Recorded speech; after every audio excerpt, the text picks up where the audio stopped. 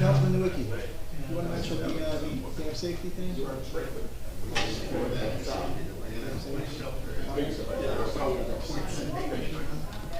So I have a few other things. All good then, all good.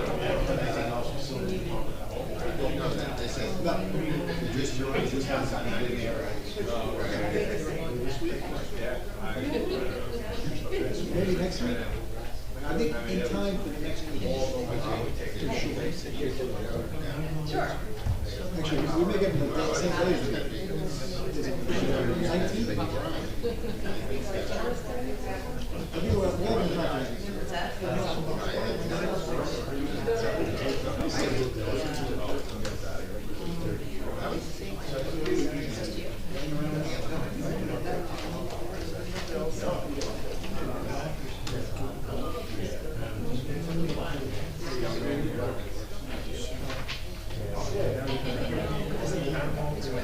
Fancy font.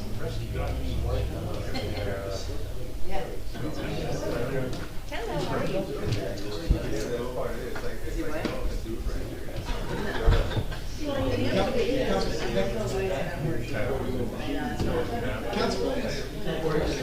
Next week, 12 minutes.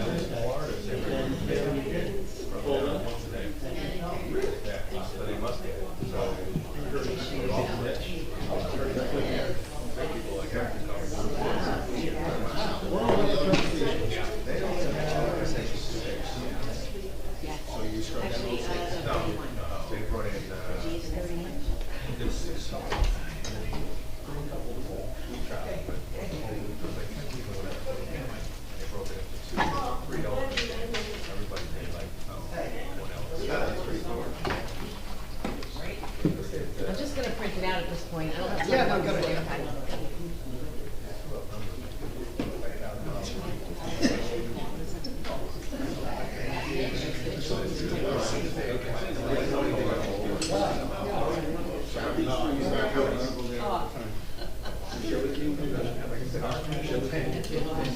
Rachel, I think you're enjoying this too much. You're enjoying this too much.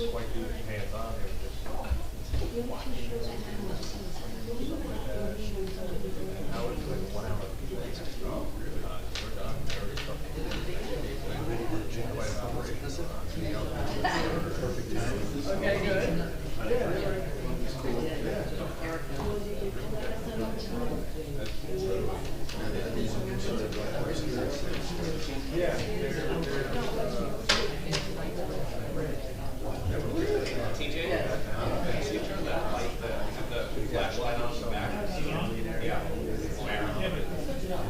Yeah, but I'm not.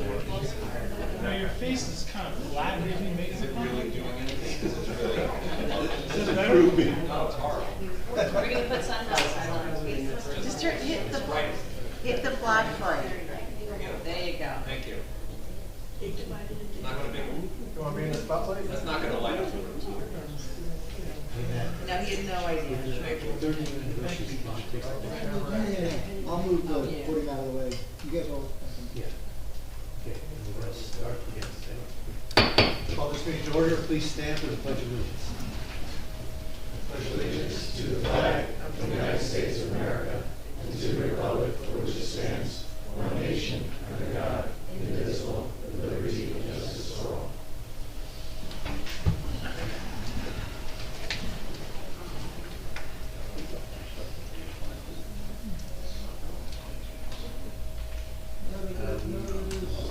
Yeah, she'll be back. Oh, we can all go home? Yes, Dan? Hot off the press. Thank you, Erica. Yep, thank you. Okay. And we are ready for roll call, but open public meetings. Okay. I wish to announce that the 48-hour notice is required under the Open Public Meetings Act. It was emailed to the Asbury Park Press, the Co-Star, and the New Co-Star on December the 18th of 2025. That a copy has been placed on the bulletin board in the borough office and that a copy has been filed with the municipal clerk. Please be advised, public attendance for meetings through Zoom is not mandatory and a courtesy only.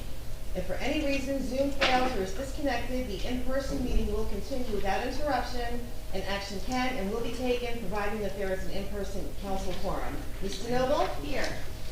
Ms. Greenblatt? Here. Mr. Carr? Here. Mr. Nowicki? Here. Mayor Gubatosi? Here.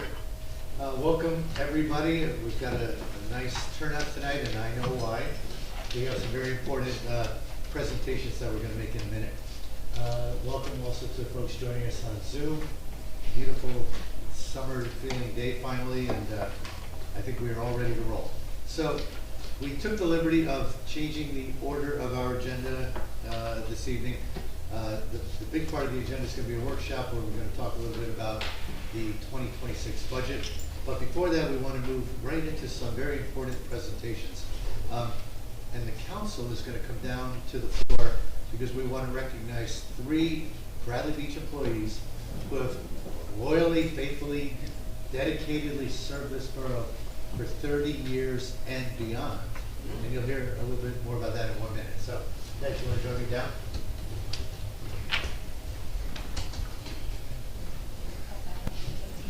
Yes.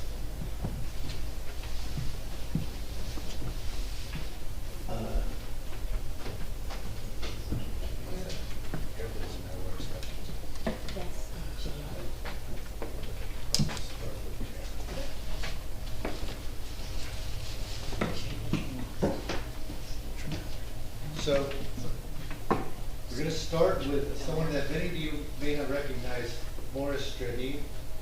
We know him as J.R.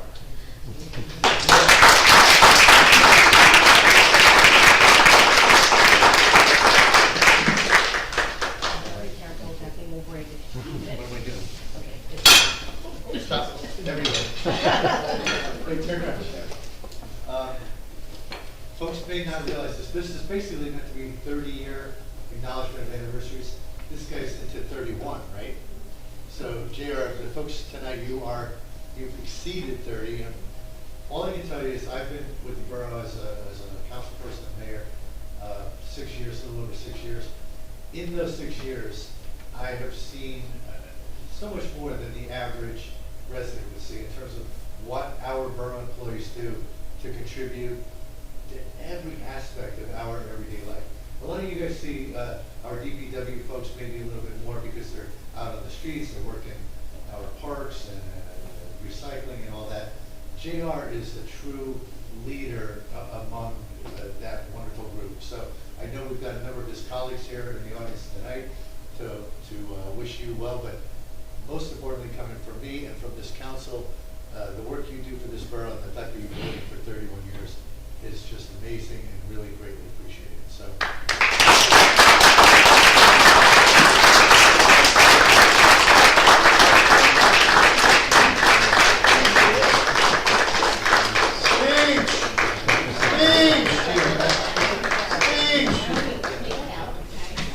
I want to show everybody that token of our appreciation. I gotta thank Steve for putting up with me.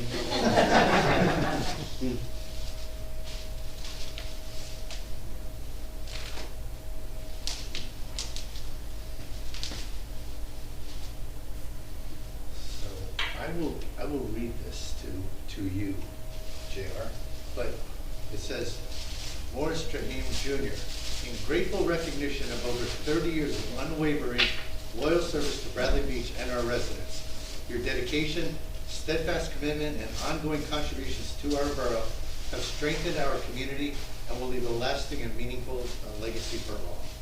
Thank you. Thank you.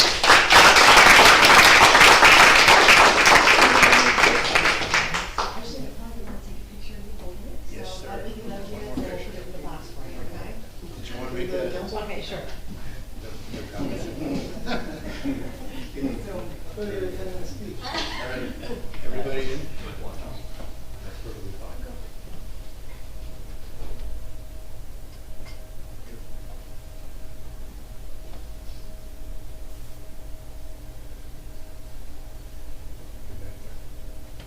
Set? Okay. Sure, thank you.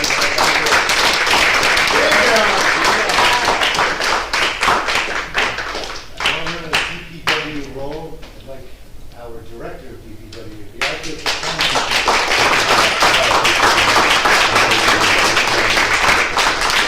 We want to find some way to get Biagio to come to a council meeting. And this is how we do it. G, all of you open the flag, and while you do that, Biagio, I mean, again, I've known him first as a resident. Yeah, okay. Hold on to it for a second. Obviously, the last 5-6 years, mayor, council. This guy, probably more than any single person in the borough, makes the council, makes the mayor look good. I mean, everything he and his people do are very visible to our public. And we, you know, it's normal in a municipality to have individuals in the greater public who criticize something about the borough. I don't know how they always find things to criticize me personally about. But the one person I truly believe that never is criticized is the man standing to my right. Because everything he does is focused on Bradley Beach, how to make Bradley Beach better, how to make the mayor and council look better, and maybe most importantly, how to deliver excellent, top-notch service to our residents. So, G, on my personal behalf, thank you so much for what you do for that. 30 years.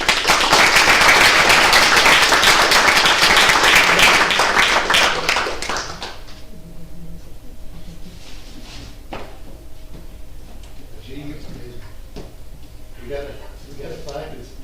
All right, let me find my glasses. For Biagio, this is in grateful recognition of over 30 years of unwavering loyal service to Bradley Beach and our residents. Your dedication, steadfast commitment, and ongoing contributions to our borough have strengthened our community and will leave a lasting and meaningful legacy for all. Could not be more sincere.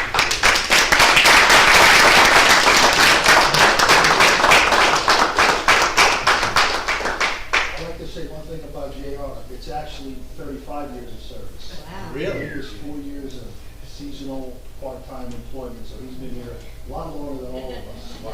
G, good. Thank you.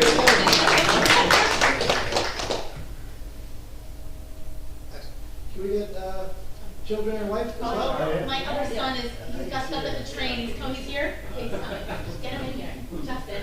We're gonna do a picture walk. Slow guys. Let's give Justin a second. Just a lot more fun than budget. This gives you more time to speak. Come on, talk to the people. It gives our CFO more time to prepare. He made it. Just, we were all waiting. You guys get. Filter in. Yeah, get him. Get around here. Get on the middle. Come next to you. I don't. You see the looks they got from the mother, that's for sure. God bless them, mother. Great. I'd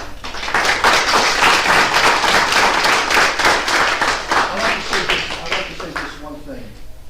It's 30 years of service, and I appreciate this award, but the residents of the borough allowed me to stay here for as long as I, have been here, and they put my kids through college, and I couldn't be more thankful.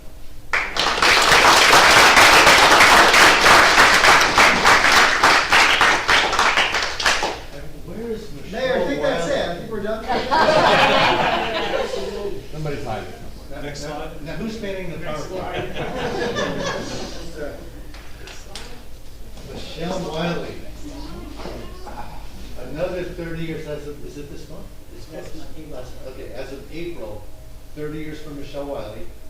Many of you knew Michelle back in the day when she manned the front office, the window there. Finally, and many, many years later, you were allowed to hide in a really luxurious suite. Yeah, after about 20 years. So now she's got a suite that looks way better than the mayor's office. And when I first came in as mayor, I said, hey, this is a nice looking office. And Michelle's like, get out. So anyway, well-deserved, well-earned, the trappings that you have now. Most importantly, while I mentioned our DPW brethren are, just killing it out in the world, you keep everything moving at home, right here in home office. And when I talked, I've known Michelle for a number of years, probably even before I was on council, at least you and my wife were friends. But again, it's it's a learning experience being on council, being the mayor. It's a learning experience as to how much people do. And in a small town like Bradley, where we have 5 or so employees in our main office, they all wear multiple hats. So Michelle's doing weddings and licensing, and you just yesterday she was explaining how the gazebo works and how where people fund it and blah blah blah. And what amazes me is no matter what question I have for Michelle, she can answer. If she doesn't answer it immediately, she answers it within 15, 20 minutes. So the woman is the true answer person to everything we do in Bradley. And again, the average resident might not fully appreciate the roles that these employees play. But trust me, and I think the council would attest, without these individuals, I've said to my wife, the mayor, I don't need to be here because these guys run the town. I just come in, give a little direction. Usually they tell me a better way to do it anyway. But these employees run this borough and they run it beautifully. So Michelle, you're the kingpin behind home office. Congratulations. And let us give you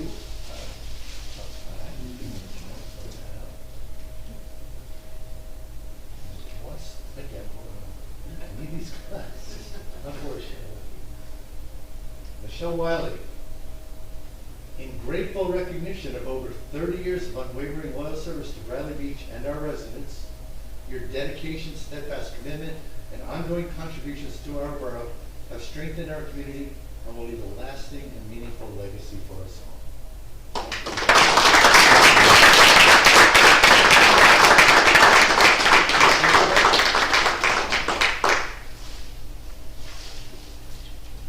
And Michelle, from the staff, just a little something. Aww. We lost JR and we lost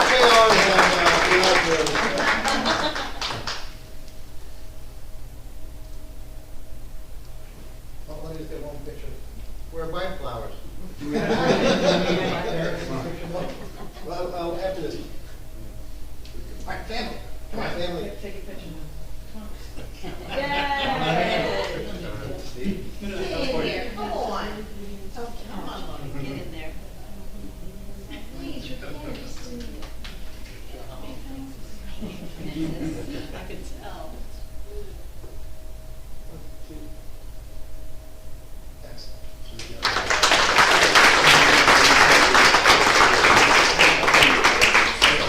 Okay, can we get the eyes of JR and Michelle stay? Just for a picture of this. Make sure you take that photo.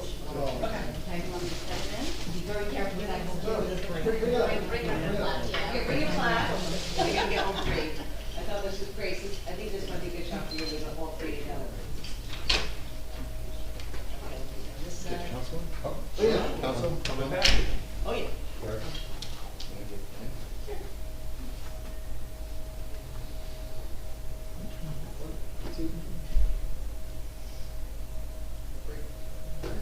Wait, one second, he's gotta wait first.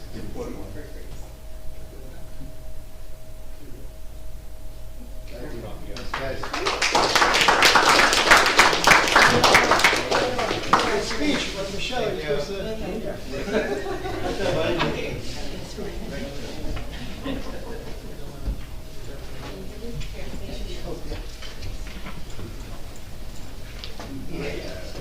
Then we got work to do.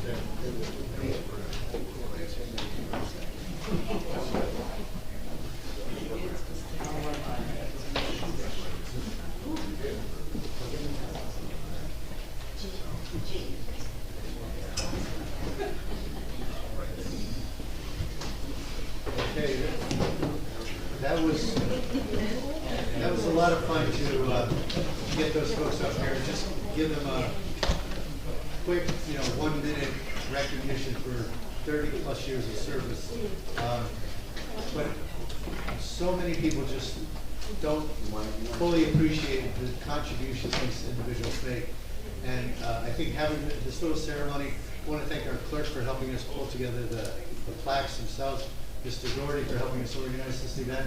And we really need to do a very good job continuing to recognize employees and the contributions they're making to the borough. Okay, so that said, let's get to what really is the most important element of our meeting today, and that is the 2026 budget introduction. Oh, I'm sorry. We have two more presentations to make. Thank you so much. One is a proclamation because it is also Public Works Week, and I'll turn to Councilwoman Greenblatt. Thank you, Mayor. This is National Public Works Week. So whereas public works services provided in our community are an integral part of our citizens' everyday lives, and whereas the supportive and understanding and informed public is vital to the efficient operation of public works systems and programs, including water, sewer, streets, public buildings, solid waste collection, landfill, wastewater disposal, code enforcement, and engineering to provide these essential services to our citizens. Whereas the health, safety, and comfort of this community greatly depends on these facilities and services, and whereas the quality and effectiveness of these facilities, as well as their planning, design, and construction, is vitally dependent upon the efforts and skills of public works officials. And whereas the efficiency of the qualified and dedicated personnel who staff the public works departments is materially influenced by the people's attitude and understanding the importance of the work they perform. Now therefore be it resolved, the governing body of the Borough of Bradley Beach do hereby proclaim the week of May 18th to the 25th, 24th, 2026 as Public Works Week, building for today, planning for tomorrow. In the Borough of Bradley Beach, and call upon all citizens and civic organizations to acquaint themselves with the issues involved in providing our public works and to recognize the contributions which public works officials make every day to our health, safety, comfort, and quality of life. Thank you. Thank you. Now I'll turn to Council President DeNoble to read another proclamation focused in particular on the woman sitting down to my immediate left. It is the 57th annual Professional Municipal Clerks Week. Whereas the Office of the Professional Municipal Clerk, a time-honored and vital part of local government, exists throughout the world, and the Office of the Professional Municipal Clerk is the oldest among public servants. Not Erica, though. She's our youngest. The Office of the Professional Municipal Clerk provides the professional link between the citizens, the local governing bodies, and agencies of government at other levels. And whereas professional municipal clerks have pledged to be ever mindful of their neutrality and impartiality, rendering equal service to all. And whereas the professional municipal clerk serves as the information center on functions of local government and community. And whereas the professional municipal clerks continually strive to improve the administration of the affairs of the Office of the Professional Municipal Clerk through participation in education programs, seminars, workshops, and the annual meetings of their state, provincial, county, and international professional organizations. It is most appropriate that we recognize the accomplishments of the Office of the Professional Municipal Clerk. Now, therefore, be it resolved, governing body of the Borough of Bradley Beach do recognize the week of May 3rd through the 9th, 2026 as Professional Municipal Clerks Week, and further extend appreciation to all professional municipal clerks for their vital services that they perform and their dedication to the communities that they represent. Dated this 5th day of May, 2026.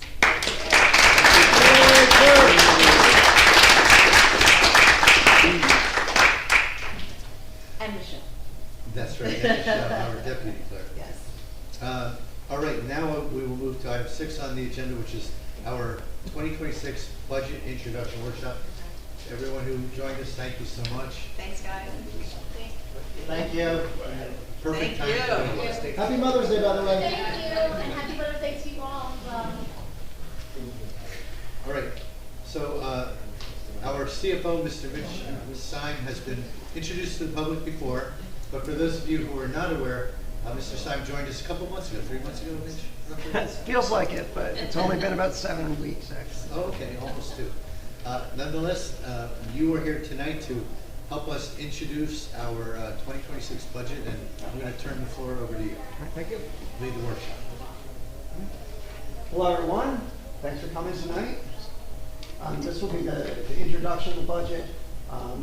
We'll be adopting the budget on the 5th of June. So if you want to If you have any questions in the interim, there's going to be a slide with my email address on it at the end of the presentation. And you guys can email me any questions you have. I'll do my best to respond. And waiting on the slideshow.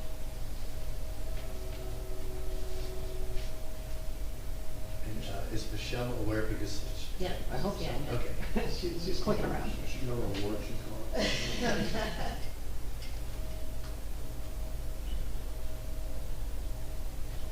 And Mitch, before you start, let me mention something also to the public.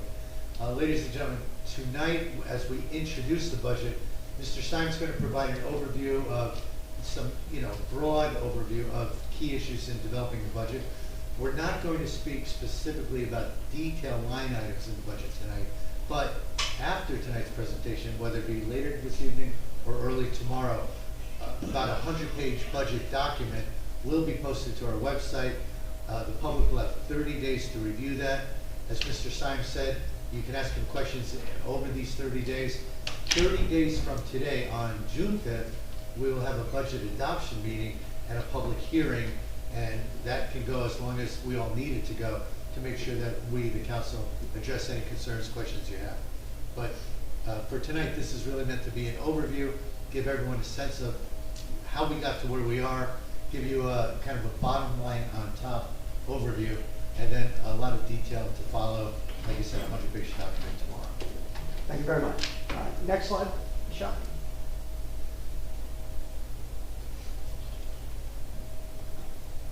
All right, so this just is an overview of where your taxes go. You get your tax bill. Here's kind of the breakdown. 34% of your taxes go to the schools, 26% to the county, 4% to the local library here in town, and 39% of your taxes go toward the municipal budget. And we'll be speaking to the municipal portion. I'm sure you all understand, this is a well-informed audience that's always here, that the only portion of the taxes that we control, that the mayor and council controls, is the municipal tax portion, and that's what we're speaking about today. Go ahead, Michelle. So this just kind of goes over what your local taxes are for, our infrastructure and roadways, police, our public works, our waste and recycling removal, engineering, our courts, tax collection, the registrar for marriage licenses and certificates and all sorts of needs like that, zoning, code enforcement, and I mentioned recycling before. Also, there's quality of life issues that we take care of here in town. We have our borough parks. We have our excellent recreation programs. We maintain our playing fields and playgrounds and facilities. We have a Council for the Arts here that we fund through our municipal budget. We have a number of community events. We have the Memorial Day Parade coming up, for instance. That's funded through the municipal budget. We have our excellent summer camp program here, and of course the borough library. All of that's a part of what we do as a borough. Go ahead next. So this is kind of the main takeaway here. It's what we're actually required to present in this particular budget, which is the tax levy, which is going up about $400,000 this year, which represents 4.7% increase in the municipal taxes, versus last year. There's really not. Another thing I wanted to point out is the tax rate is actually down. But because, as all of you know, the values of your properties have gone up simultaneously, even though the rate is down 5%, because the property values are 10%, that nets out to about a 5% tax increase. So that's where we are on our municipal taxes this year. And the next couple slides, we're going to explain a little bit about what are the main factors driving the 4.7% tax increase. Go ahead, Michelle. Actually, if you can skip forward to the next slide, I'm going to talk about that. I think it's a little better to talk about this one first. So the main appropriations that we have in this year's budget, the things that are really driving the cost increase, is we had $350,000 of union retro payments that we have to pay this year. Because a number of our union workers were working on a contract for a number of years. Unfortunately, prior administrations did not accrue enough money to make those payments. What's supposed to happen is, if you know that your workers are working on a contract in anticipation of the fact that they're gonna have standard raises, you're supposed to put money aside to make those payments. Unfortunately, that did not occur to the extent that it needed to, and as a result, we were $350,000 short in that fund. So that's one of the major drivers. The other major driver is we had a number of different lawsuits that we're also having to pay for this year in the amount of about $200,000, and that we'll have to essentially pay for in this year's budget. And those lawsuits, typically with a lawsuit, if there's a slip and fall incident or something like that, we have insurance that covers those kinds of lawsuits. But if it's a salary dispute, then the borough is responsible for that. And so we had to come up with those funds as well. That's a major driver. And then the last one, which is not just affecting Bradley Beach, I don't know if there's actually been a number of newspaper articles about this, is there's an enormous increase in healthcare costs. I mean, families are seeing that, whether they're insured privately or whether you're insured through your work, there are costs that have been going up, but in particular, the borough is a part of the state health benefits program, and that saw about a 30 to 35, 37%? Yeah, 37.5% increase this year across the board. So that's where we have this third number on the left side, the $497,000 in healthcare and medical costs. And so all things being equal, we're looking at about an extra $1 million in costs. But like I said on the prior slide, we only had a $400,000 tax increase. Well, how did we do that? We were able to generate additional revenue that we didn't have in prior years, and that's outlined on the right half of this slide. So we have healthcare difference card. It's part of our healthcare programs that gave us the savings. We have a number of different shared services, including shared court services, where we negotiated in contract. We increased some of the revenue that we're getting as a result of that. We also have a new shared service with Neptune City that's sharing $80,000 in new revenue this year. So that's part of that $100,000. And then below that, we also have a $50,000 shared service with Neptune City for a shared recreation director. So that's a new thing that just happened this year, and new savings. The other thing we did was we increased the number of fines and had permit increases, resulting in about $100,000 in new revenue. Mayor, do you want to speak to that a little bit as far as the fines and permits? The permits, yeah. Folks, a number of these, and of course, Mitch, you're obviously new, but a number of these were implemented mid-year or later in the year last year. The Neptune City Court, for example, was implemented in November of last year.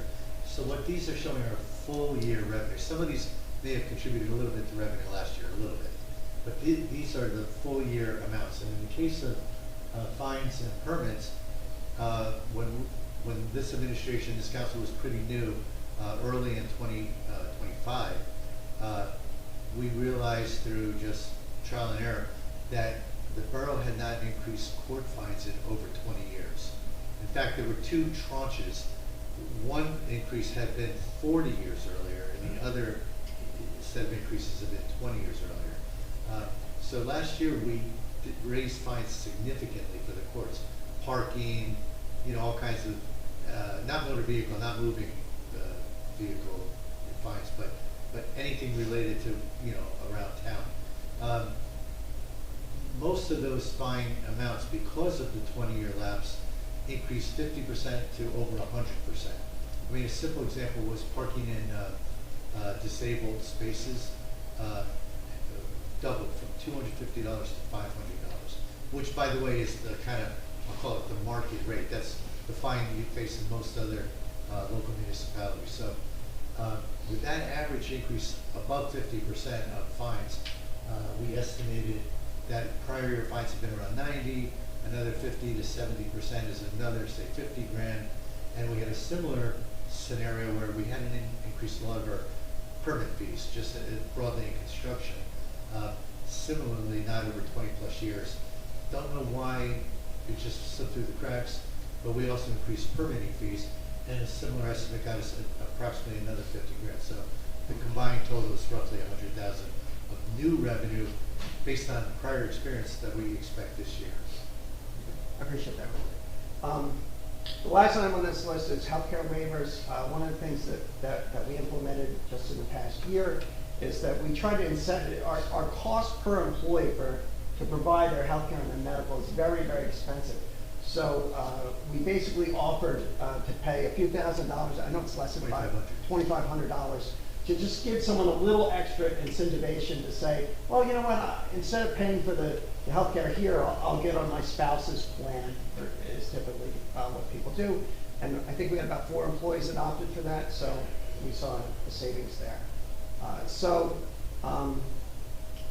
If you look at kind of the cost drivers versus the revenue, we're kind of close to that increase there. There was obviously some other wiggle room in the budget, just a little bit here and a little bit there. But here are the main drivers and factors. Michelle, if you go back to the previous slide, please.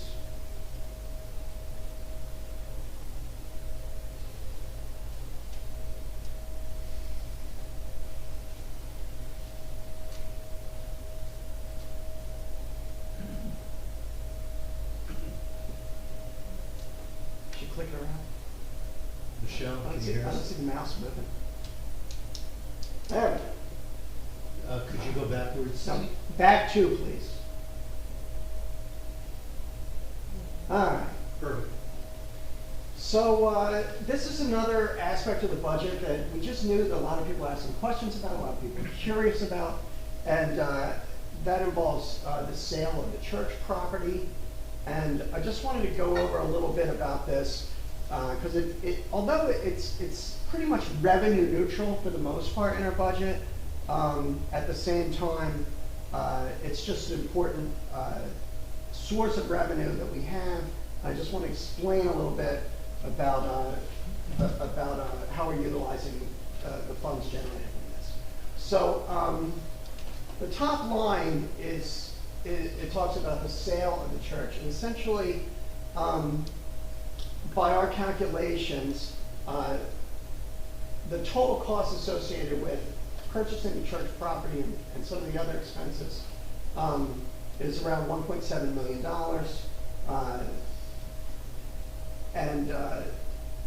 The total sale, which is under total proceeds in that orange column there, over $4.8 million. So essentially our profits are somewhat over $3 million. So the one thing that we want to make sure of, and actually we're somewhat legally required to do this, is the expenses incurred and the debt incurred as a result of purchasing the property, we're actually not just going to extend that out and make taxpayers pay that. We're essentially taking our profits and we're putting that back toward the money that we borrowed in order to acquire the property. So for instance, in this year's budget, we took $709,000 under band debt retirement. We took $709,000 of those funds, and we paid down bond anticipation notes, or money essentially that we borrowed in connection with the church, and we paid that down. The other thing that we're going to pay down kind of on an annual basis, and it varies somewhat from year to year, but it's about $125,000 to $130,000 a year. That's a $128,000 line item. Is that the annual debt service, the essentially mortgage payment, I guess you could say, that the town has to pay annually when we acquire that property. We're going to use the revenue that we generate, the funds we generate, to pay that off. And that way, we're not putting taxpayers on the hook for that. So on the other side, we have about $3 million in profits. And we're working on, how we're going to utilize those funds. And the idea is that this is essentially a one-time revenue source for the borough. And so we want to use it on one-time expenditures or one-time capital expenditures. And you see the list that we have. So we purchased a police car. We're resurfacing a parking lot. We're spending $120,000 for DPW equipment. We're providing funds for much needed upgrades for the fire and first aid squads and buildings. We're also utilizing some of those funds for payback for the retro pays and lawsuits that we had from last year and costs associated with that. We're also putting $200,000 into our affordable housing trust, which still leaves us with over $2 million left out of those funds that we can utilize for one-time expenditures in the future. That's kind of the breakdown. Mayor, I don't know if there's anything you'd like to add or expand on when it comes to this. I'll add a comment, but I wanted to ask you to add a comment first, Mitch, and that is, could you tell folks what we're gonna do with that roughly $900,000 total at the bottom? Right, that's a good question. So under total reserves remaining at $900,000, I had mentioned that essentially the borough's mortgage payment, so to speak, and associated with the purchase of that property, we're going to put that $900,000 in a special fund because we've calculated how much those payments are going to be over the course of the next several years. And every year we're going to take a little bit out of that fund and we're going to pay that off. And when essentially the property is paid off, there will be nothing left in that reserve. So that's the idea of that $900,000. And when you say we, it's really pretty much an arm's length transaction as I understand it. We'll put that money in an account that someone else manages. They will effectively pay it off. So we will not control those funds. Correct. So our bond counsel and our financial advisors will make a determination of how much money that we need to put set aside for that. And it goes into a special account. And once it goes in that special account, the bond counsel or the financial advisor basically instruct them to give payments at a certain time, at a certain date. And at that point in time, we kind of wash our hands of it and they take care of that for us. So, And the reason that I really appreciate our CFO putting this slide together is because last year, 2025, some really unusual things happened financially in this borough. You've alluded to them. The settlement of a 2.5-year union contract with fairly significant retro payments, a couple of lawsuits that have been outstanding for a few years that settled, that impacted salaries and wages. When a lawsuit settles because of discrimination claims or something, the insurance company pays that. When the lawsuit settles and the borough has to admit that we withheld wages that should have been paid, we have to pay those wages. So these were old lawsuits. We collectively inherited these from prior years, but we had to pay them through salaries and wages, which flowed through the budget. So what was really important to me, and thankfully our CFO put this together, not only for the council, but for our residents, is it's really important that we did not use the church proceeds, I'll call it inappropriately, to subsidize any tax adjustments for the borough. Because there's always a temptation, if you have an inflow, you still see here we have over, I can't read the numbers, but $3 million, that bottom mustard line.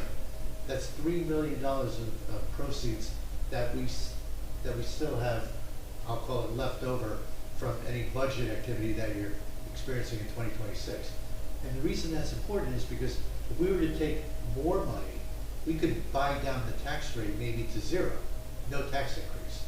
But if we did that, it's a one-time revenue infusion to bring down your taxes. Well, what happens next year?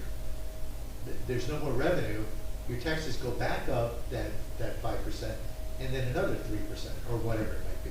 So everything that our CFO has done to work with Jeanette Larison, our former CFO, they work together, is to make sure that we properly account for the sales proceeds, because that was a very unusual infusion of revenue at one time, and we want to make sure that we use it appropriately. And that's why it's important, and why I called out that $900,000, because that money goes to pay off existing indebtedness. Normally, Mitch, you educated me, we had 8 more years of bond payments. It's not like a house mortgage where you sell your house and you close your mortgage, you pay off your mortgage. We sold the church, we got the proceeds, we still had the bond indebtedness. And it was 8 years. This dollar amount you've educated me to understand will pay it off in 3 years, but it'll be done by an independent agency. So I'm very proud of the fact that we're and I think this council takes a lot of credit in this, that we're using the church proceeds, one-time infusion, a lot of money, but we're using them appropriately and wisely to ultimately benefit the taxpayers. For example, one last comment on that note, I've had people say to me, oh, this is going to be great for taxes, the sale of the church. And I've said from the beginning, that is not the way it works. These funds, after you pay off the debt, the rest of the funds, the so-called profit, keep in mind that's profit generated on a capital asset, the church property. What we use that profit for is to pay down future capital improvements. And you see almost all this police car, parking lots, could be roof repairs, whatever. But we need to use it to pay down capital improvements. We're effectively giving our residents the benefit of those profits, but we're not doing it all in 1 year. We're doing it as capital improvements are needed. So that's the logic, and I thought this did a nice job of Right. splitting it up for everybody. Yeah, and I might add to those comments, because we're utilizing these funds to buy these capital projects, it means we don't have to borrow for them. So we don't have to pay, any interest associated with these types of capital improvements, whereas if we utilize it just for tax purposes, and then we're continually borrowing, as municipalities do, for their capital improvements, we would be owing the interest. So this is kind of a very, very fiscally responsible way to utilize this revenue. Any comments or questions from the council of CFO? No, the one thing that just stands out to me is that we have a proposed tax increase of $400,000. And of that, $550,000 is from lawsuits and one-time legal salaries. So that makes up the increase. Without those one-time charges, our rates are down. Yeah, and, I don't want to undersell the importance of having a massive medical premium increase too.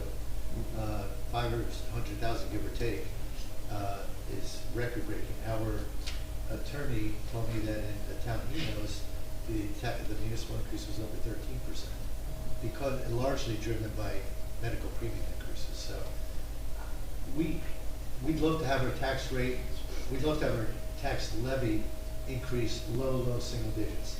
2% would be wonderful, 3%, very good. None of us started out happy about 4.7. However, given the obstacles that the borough has encountered, I think we feel very good about the fact that we're under 5%. I was going to say the same thing. I've heard of other towns going up 16%, 20%, so this doesn't look as alarming. And I wanted to personally thank you for meeting with Councilwoman Greenblatt and me at 9:30 in the morning on a Saturday. That was really great, and you really helped us to understand the budget and see what we're dealing with. And I want to say thank you for your time Well, and for everything you've done. thank you. Yeah, just a quick comment also. After you had made the sale of the church properties, and there was a lot of discussion, various public comment about where's that money, how much money is going to be left, $4.8 million, oh my goodness. And Mayor, I have to give you credit, along those, throughout that period of time, you were doing your machinations of your anticipation of where things were going to fall. And you kept saying, well, we're going to have about $2.5 million left over, and here we are at $2.3 million. So you were on top of that, and I think with your leadership in that, and I think with Mitch's recommendations here of fiscally responsibly paying down that debt the way we have, I think that's the right thing to do. And I think having that reserve in there that to pay off the bonds over 3 years saves the borough plenty of dollars. The $2.3 million for future capital investments, I just want to say that we have to take very extreme prejudice in how we spend that money, what capital improvements are really important and necessary in the borough, and that we are very thoughtful of how that's expended over the years in the future. As it sits there in accrues interest, that's a great thing, but there are many challenges that we're dealing with the budget overall, and not using that for a tax increase, a trade-off is the right thing to do. So again, thank you for your leadership on this. Okay, great. Any other comments or questions? Normally, there's no requirement to open it, the introduction. I actually have a couple I think it's one more slide in this one. Oh, sorry. It's the last slide, Michelle.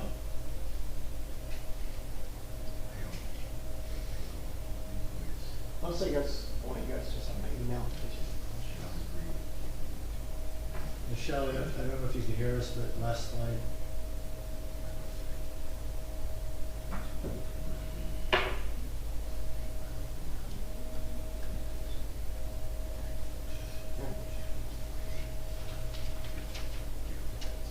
Was it one more after? Yeah, that? the one more. Maybe two more. It's the last one.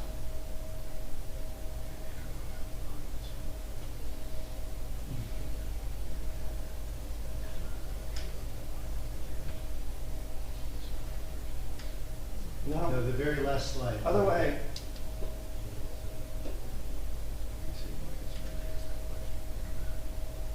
There we are. Okay. So I think they mentioned previously that the budget document in whole is going to be posted on our website, and the public hearing is Thursday, June 5th. So I look forward to your questions and comments at that meeting. And if you have any questions, there's my email. I'll do my best to get back to you. And that concludes my presentation. Thank you very much for your attention. I appreciate it. Thank you, Mitch. I appreciate everything you've done. You're brand new to the borough. You jumped in both feet. And I think you got us to a really good place, so thank you. What I wanted to now say to the public is you haven't seen any of the detail. Literally, there's a 100-page budget document that will be posted either tonight or early tomorrow morning. You'll have access to that document on our website. We are open to questions. I'll field questions. Mr. Stein will field questions as you have them. Normally, we would not. There's no requirement to have a public hearing at this point, and in fact, you don't have a lot of data to work with. However, I do want to open this up now to the public, just in case you have any general questions for us. Mr. Michelle. Not a question, just a comment. June 5th is actually a Friday. Yes, Is it a Friday? Erica said, how Is are it you? the no, fourth? it's the 4th. June 4th is will be council meeting. Thank you. It's going to be adopted. Which begs another question. Is June 4th 30 days or 29 days? 29. You only need 28. Oh, you only need 28? Yeah. Yeah. And it's technically it's 30. The way they count the days. And Thank you, Paul, for that insightful observation. Rick. Stand up, please. Rick Bartolome, 116 Newark. Just a question on the, in terms, I guess, of the bond that you're paying off in 3 years instead of 8 years. So I don't know what the terms of the bond are. Why don't we just pay it off in the first year? And any interest for years 2 and 3, you're saving. the answer is kind of you can't. The soonest that we can pay it off is, I think, 3 years. 3 years. Yeah. So that's the Until we structure of can, the bond? until we can call the bond. Because that was my first question, pay it all off now? Yeah, it doesn't work like a home mortgage where, Okay. let's make our principal payments ahead, so you can't do that with Okay. this type of bond. Just came up. But the bond actually goes until 2033. Well, he said 8 years or 9 It years. is 8, but we're gonna nip that interest off at the soonest possible time, which is 2023. Okay. And Rick, there's only because you raised the question, I'm gonna add one more bit of spice for all the accountants out there. If we could have, I think we would have gotten the full 8 years because the current bond fixed 2% interest rate, and we could have Found money. invested more money Yeah. elsewhere, and we got more of a return. However, there are very specific sanctions, legal reasons why we're not allowed to arbitrage the rates on public financing. So we had no choice. So I just had another quick question. The 900,000 that's going into the reserve, for the reserve, you said an outside counsel takes care of how that's all done. Do they invest that money? I Want know me to it's- answer that? You can, you know the answer. No, please, go ahead. There are, because we're not allowed to arbitrage them, essentially what we're not allowed to do is, this is essentially like tax-free debt. So we can't, we are not allowed to profit off of it. Okay. So if we were to take that, that 900,000, let's put in a CD and get 4% on it, Right. illegal. The feds would be all over us. So you can't do that. In fact, there are special funds that the government has where you have to match it with your interest rate. And in reality, even though the interest rate's 2%, because we actually were essentially, we were paid, I don't know exactly what it's called, we were kind of paid some money in advance for taking the bond. The interest rate is more like 1% is how it's calculated. So we essentially have to put that, that money into an escrow account that has effectively the same interest as we borrowed the money on. So that 900,000 is a discounted present value of an annuity at an effective rate of 1%, because that's the effective interest rate we're getting, even though the bond note says 2%. It's convoluted, but bottom line is, it's arm's length from us. Once we write that check, Bradley Beach doesn't touch That I it. understood, I just wanted to know whether we could make any money on that 900,000. Okay, thank It'd you. be nice, it'd be nice if we could. Like the way you think, Rick. Other questions from the audience here before I turn to Zoom? Okay, Zoom, any questions on Zoom? Okay, seeing none, we'll close the public comments, and let's now move to approve Resolution 2026-131, which is the introduction of the 2026 budget to be read by title only. Second. Mrs. Noble? Yes. Ms. Greenblatt? Yes. Mr. Park? Yes. Mr. Nowicki? Yes. Mayor Gubitosi? Yes. Okay, thank you, everyone. Now, that was the important part of the evening. I think the rest of this should move relatively quickly. Item 7, approval of minutes. I'll make a motion that we approve April 21, 2026 council business meeting minutes. Second. Mrs. Noble? Yes. Ms. Greenblatt? Yes. Mr. Park? Yes. Mr. Nowicki? Yes. Mayor Gubitosi? Yes. Item 8 on the agenda is public comments or questions pertaining to any items on the agenda only. General questions we'll have at the end of the meeting. Any questions on the agenda? Comments? Okay, seeing none, we'll move to item 9, which is ordinances. We have 2 ordinances for introduction, and Actually, you have 3. do we? We'll Oh, I'm leave on sorry, the yeah, other yeah. page. Okay. So, the first item is ordinance 2026-27. It's the ordinance correcting ordinance number 2026-9 as to the misnumbering of chapter 450 zoning. Basically, earlier this year, we passed an ordinance amendment to amend zoning ordinance, chapter 450. But we got the numbering wrong, so we're not changing anything in content. We just have to get the numbering right. So this is really kind of an administrative change. Mr. Cannon, is there anything I should add, or is that largely it? No, that's it. It's just to help them codify it correctly. There's a reserve section, so it fits in there. Okay, perfect. Any comments or questions? Okay, seeing none, I'll make a motion that we approve for introduction ordinance 2026-27. Second. Mr. Noble? Yes. Ms. Greenblatt? Yes. Mr. Park? Yes. Mr. Nowicki? Yes. Mayor Gubitosi? Yes. Okay, the next 2 ordinance introductions have both been led, the development of these have been led by Councilman Park. So, Mitchell, I'm going to turn it over to you. Thank you.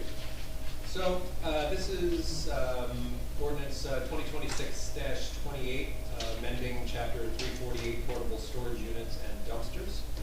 So with this ordinance amendment, we're tackling a few updates. One, we're increasing the fees for dumpsters, as they also haven't been updated in several years. Evidently, Bradley Beach has been a really cheap place to do business. We're just trying to make it fair and equitable compared to all the other fees. There were also mentions of sidewalks and dumpster locations, so we made sure to remove the word sidewalk from the ordinance. Normally, when you take out an ordinance, take out a dumpster permit there for 30 days, and you can renew them. One of the things that has caused some administrative overhead was you build a house and you need a dumpster there for more than 30 days. So there's now a new 90-day contractor dumpster permit, which is 3 times the price of the 30-day permit. So it saves a lot of administrative overhead and time, and having to come and renew and also check out whether or not the permit is being properly displayed.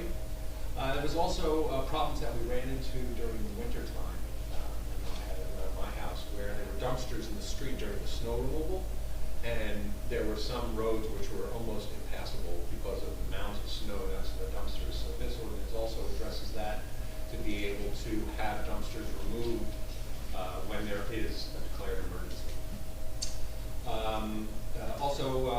Previously, you needed a dumpster permit if it was more than 2 days. Now, any dumpster will need a permit.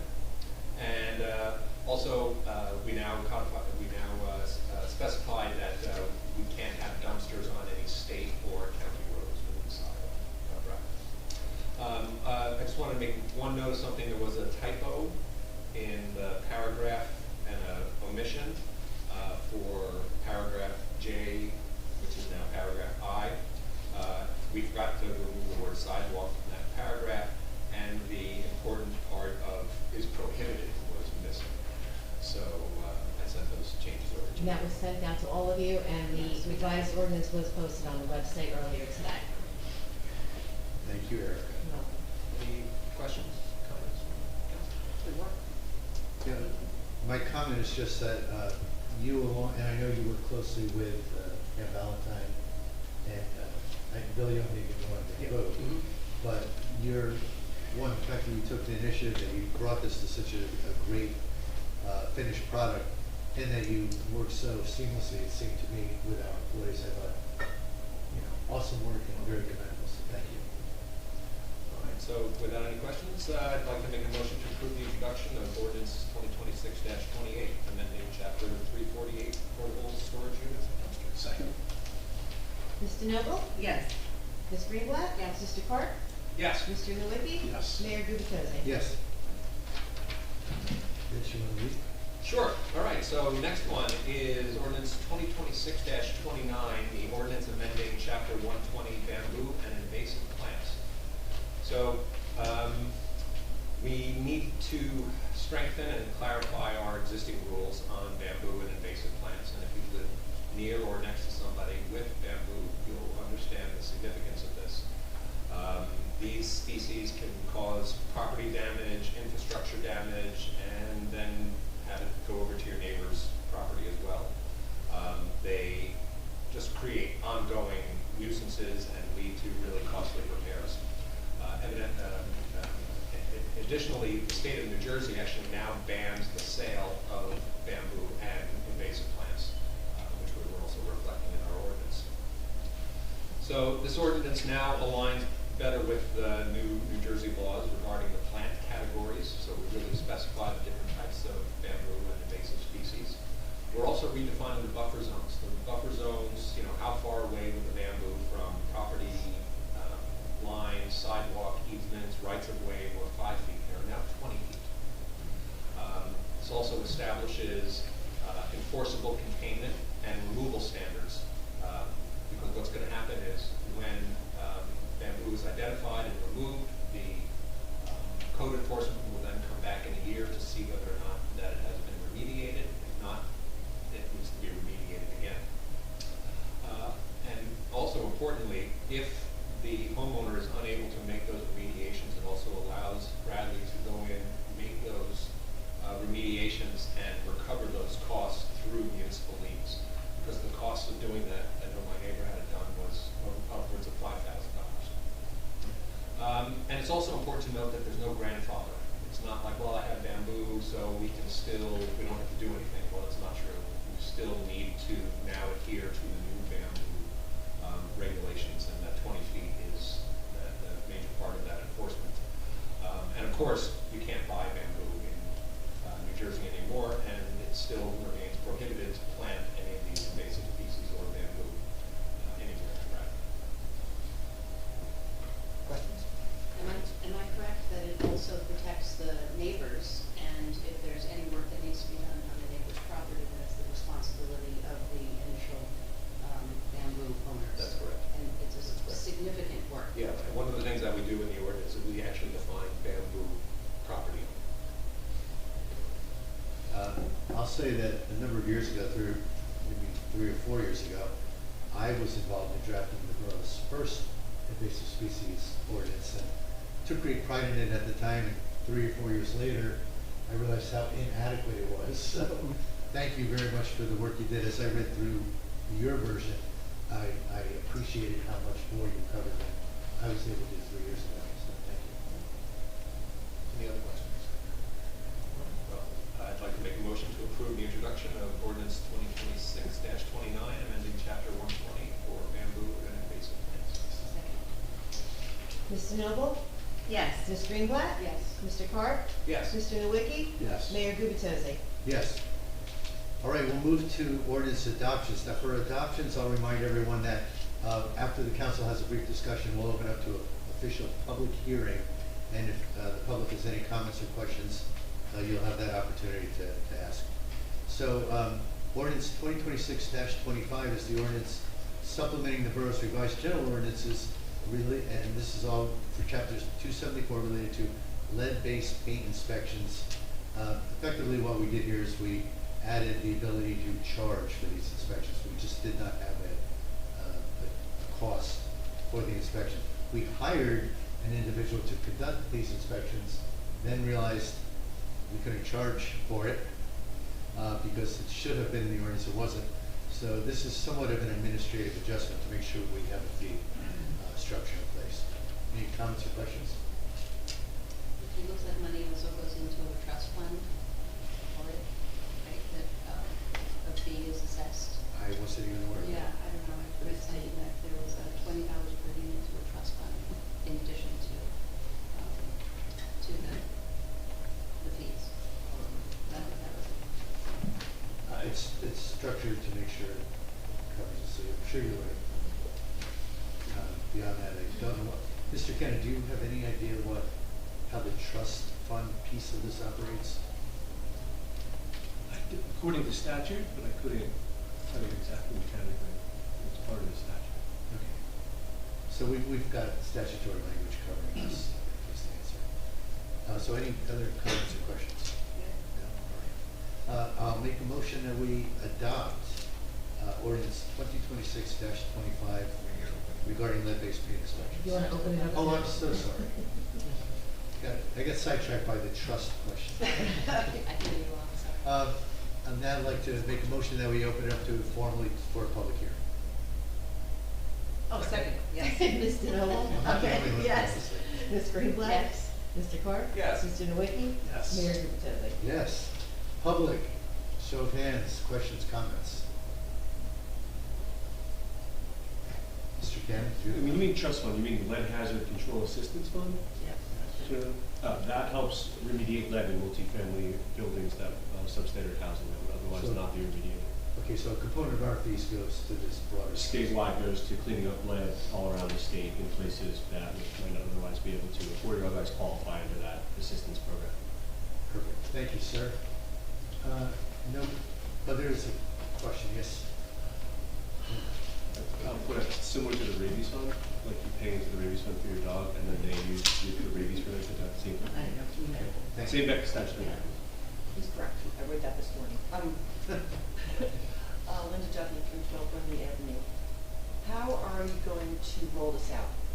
Since we have many rental units in this town, so who is going to be going out, or are you sending and addressing these people that have rental units? Are you gonna send postcards?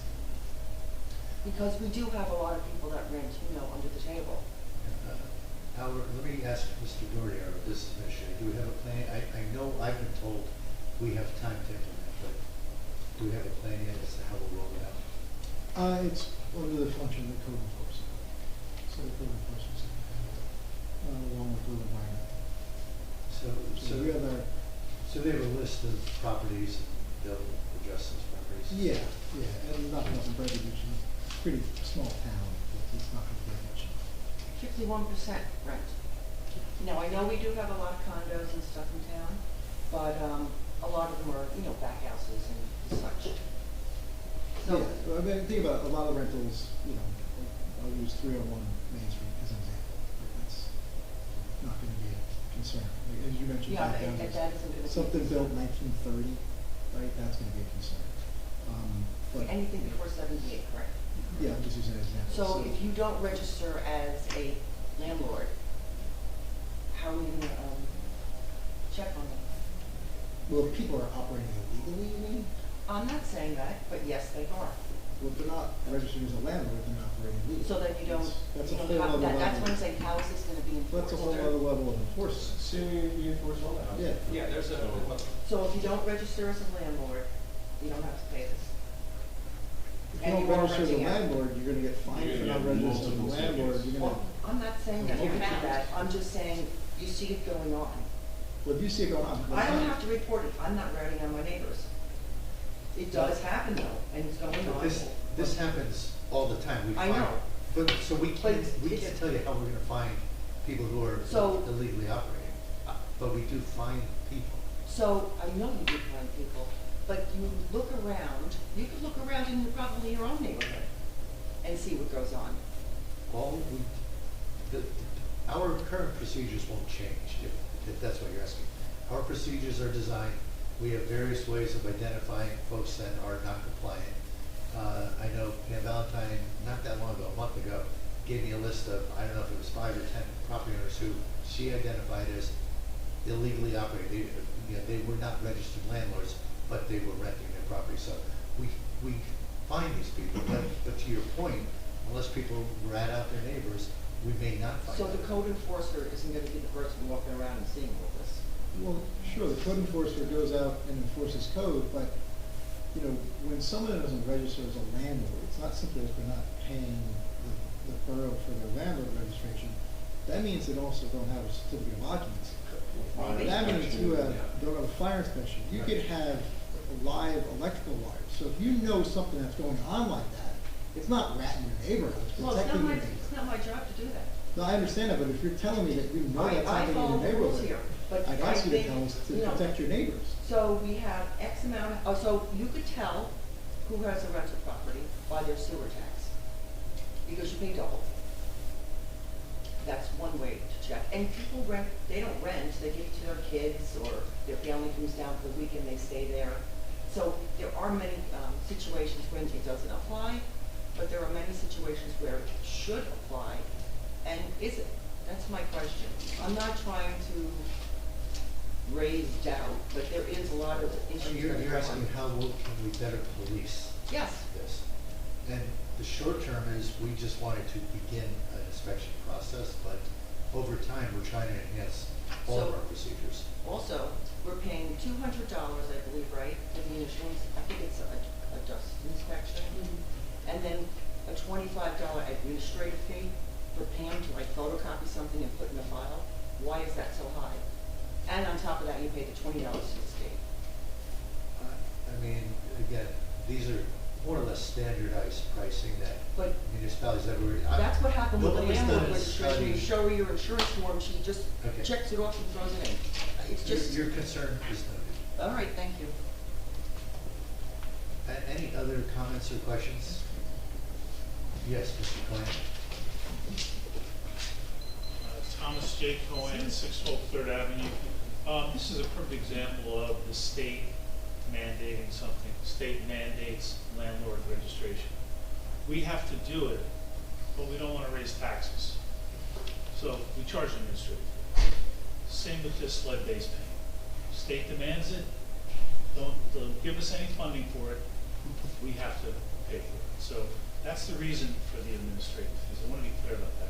Also, Mr. Cannon, I believe that state licensed multiple dwellings which are inspected separately are exempt from the lead-based paint inspection. Is that true? I believe the DCA regulated, they've already been inspected for lead-based paint. Perfect. Significantly what is law. So if we take them out of the equation, there's a lot fewer units. Is that correct? And the ones built after 1978. So we take them out also. Yes. Okay, great. Thank you, Mayor. Thank you. Any other comments or questions? Okay, seeing none others, make a motion that we close the public comment and adopt 2026-25. Ms. DeNoble? Yes. Ms. Greenblatt? Yes. Mr. Cart? Yes. Mr. Nowicki? Yes. Mayor Gubatosi? Yes. Okay, the next ordinance is for adoption 2026-26, and this is amending Chapter 451, Fair Share Housing, Affordable Housing, of the borough's revised general ordinances to revise the chapter's name and to properly reference the borough's affordable housing overlay zones.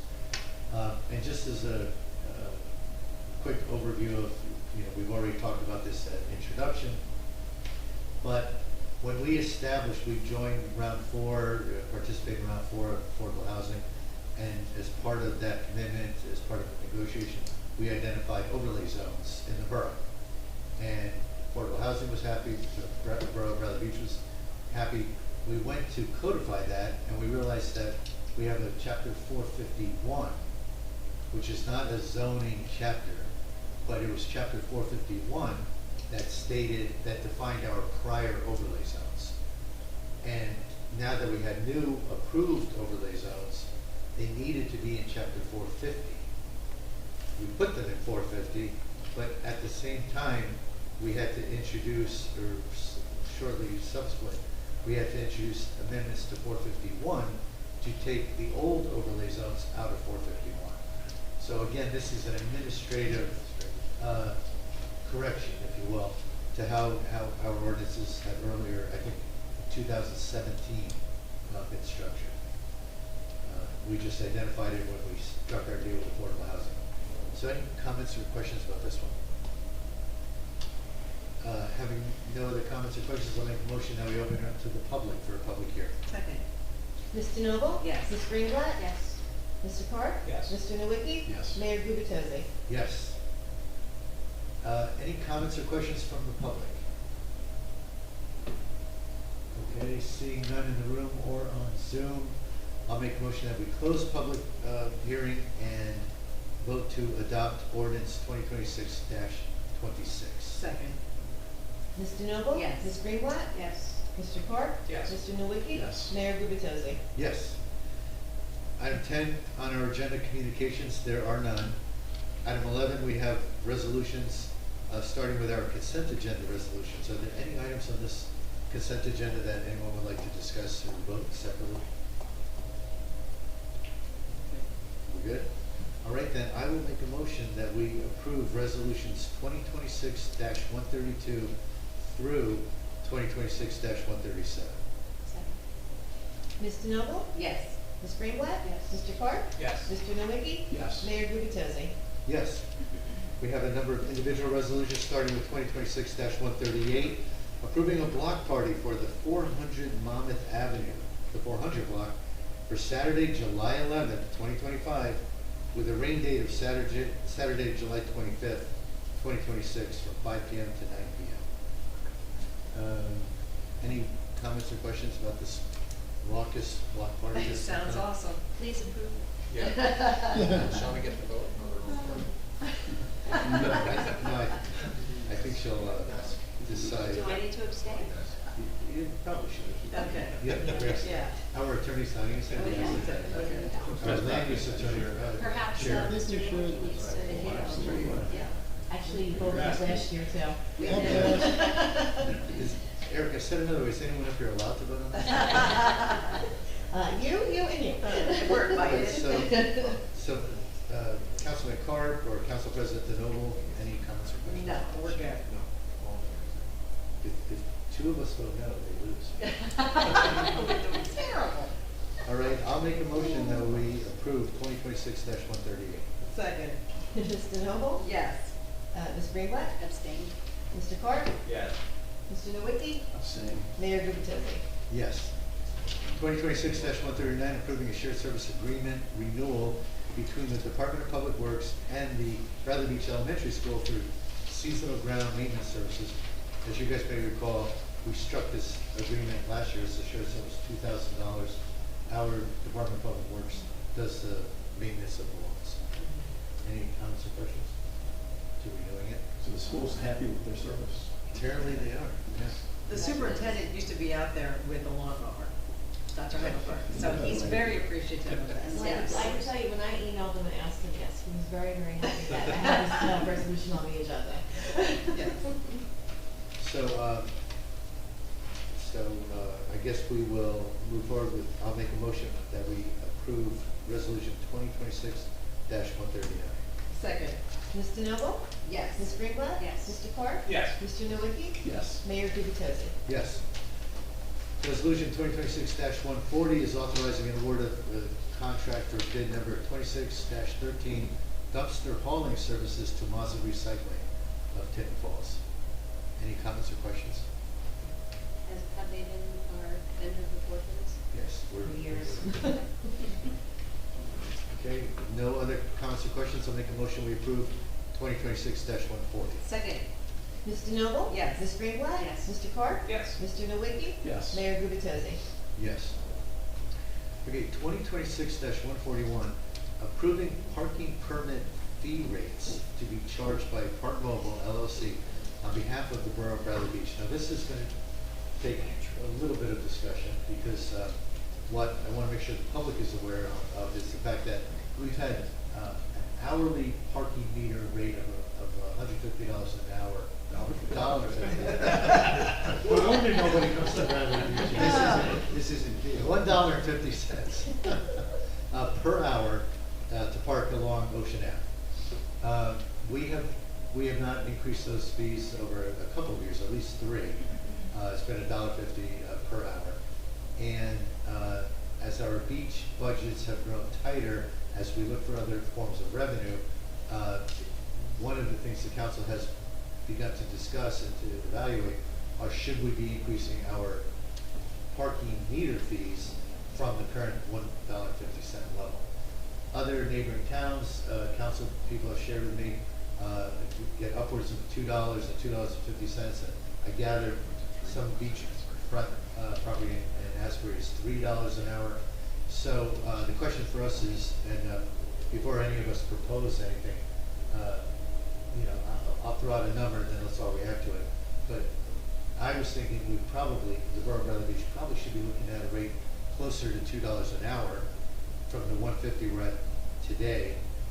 That should generate, if we were to move that forward, somewhere between $40,000 and $60,000, depending on if construction interrupts any of that parking. That it could be a $40,000, $50,000, let's call it, increase in revenue. I would serve up that number in part because I think it's justified in terms of providing beach services, but also I want to be respectful of not increasing those amounts exorbitantly. I want to make sure that folks continue to have equal access, whether they are residents or non-residents, to our beaches. I know there's been some discussion that we might want to consider split rates. Some other municipalities charge a lower rate during weekdays, and then they charge a slightly higher rate on weekends. So I'll just stop there. Me personally, I'm leaning towards a flat $2 weekdays and weekends. But others, comments or thoughts? I agree with you. It seems like it's going great. $2. I do like maybe a steady $2. I know Asbury Park does go higher. Manasquan charges $20 a day and $15 during the week, but it's a flat fee. So it's nice if people just want to spend a couple hours, they can go for that. So I do think $2 is very fair. I like the round number, $2. It's, that would take it for both weekday and weekend, and obviously $2 is outrageous. So I think that's good. Yeah, this is comparable to other towns. It's that our increased rate is everybody else's low rate. So it's not like, Bradley Beach is now the most expensive. Also, 50% of our revenue comes from weekends. So if we did increase it just on the weekends, it really does affect a large portion of our visitors who come and pay for the parking. And so I also agree that 50 cents across the board, $2. Another question, what is the parking time frame? Is it 9 to 5? 9 to 7? 8 to 7. Mr. Jordan, do you know? I don't know. Pardon? Do you know offhand what are the hours between which we charge for parking? I'd have to double check, but I think it is like 8 to 7. I think it's 17, 17.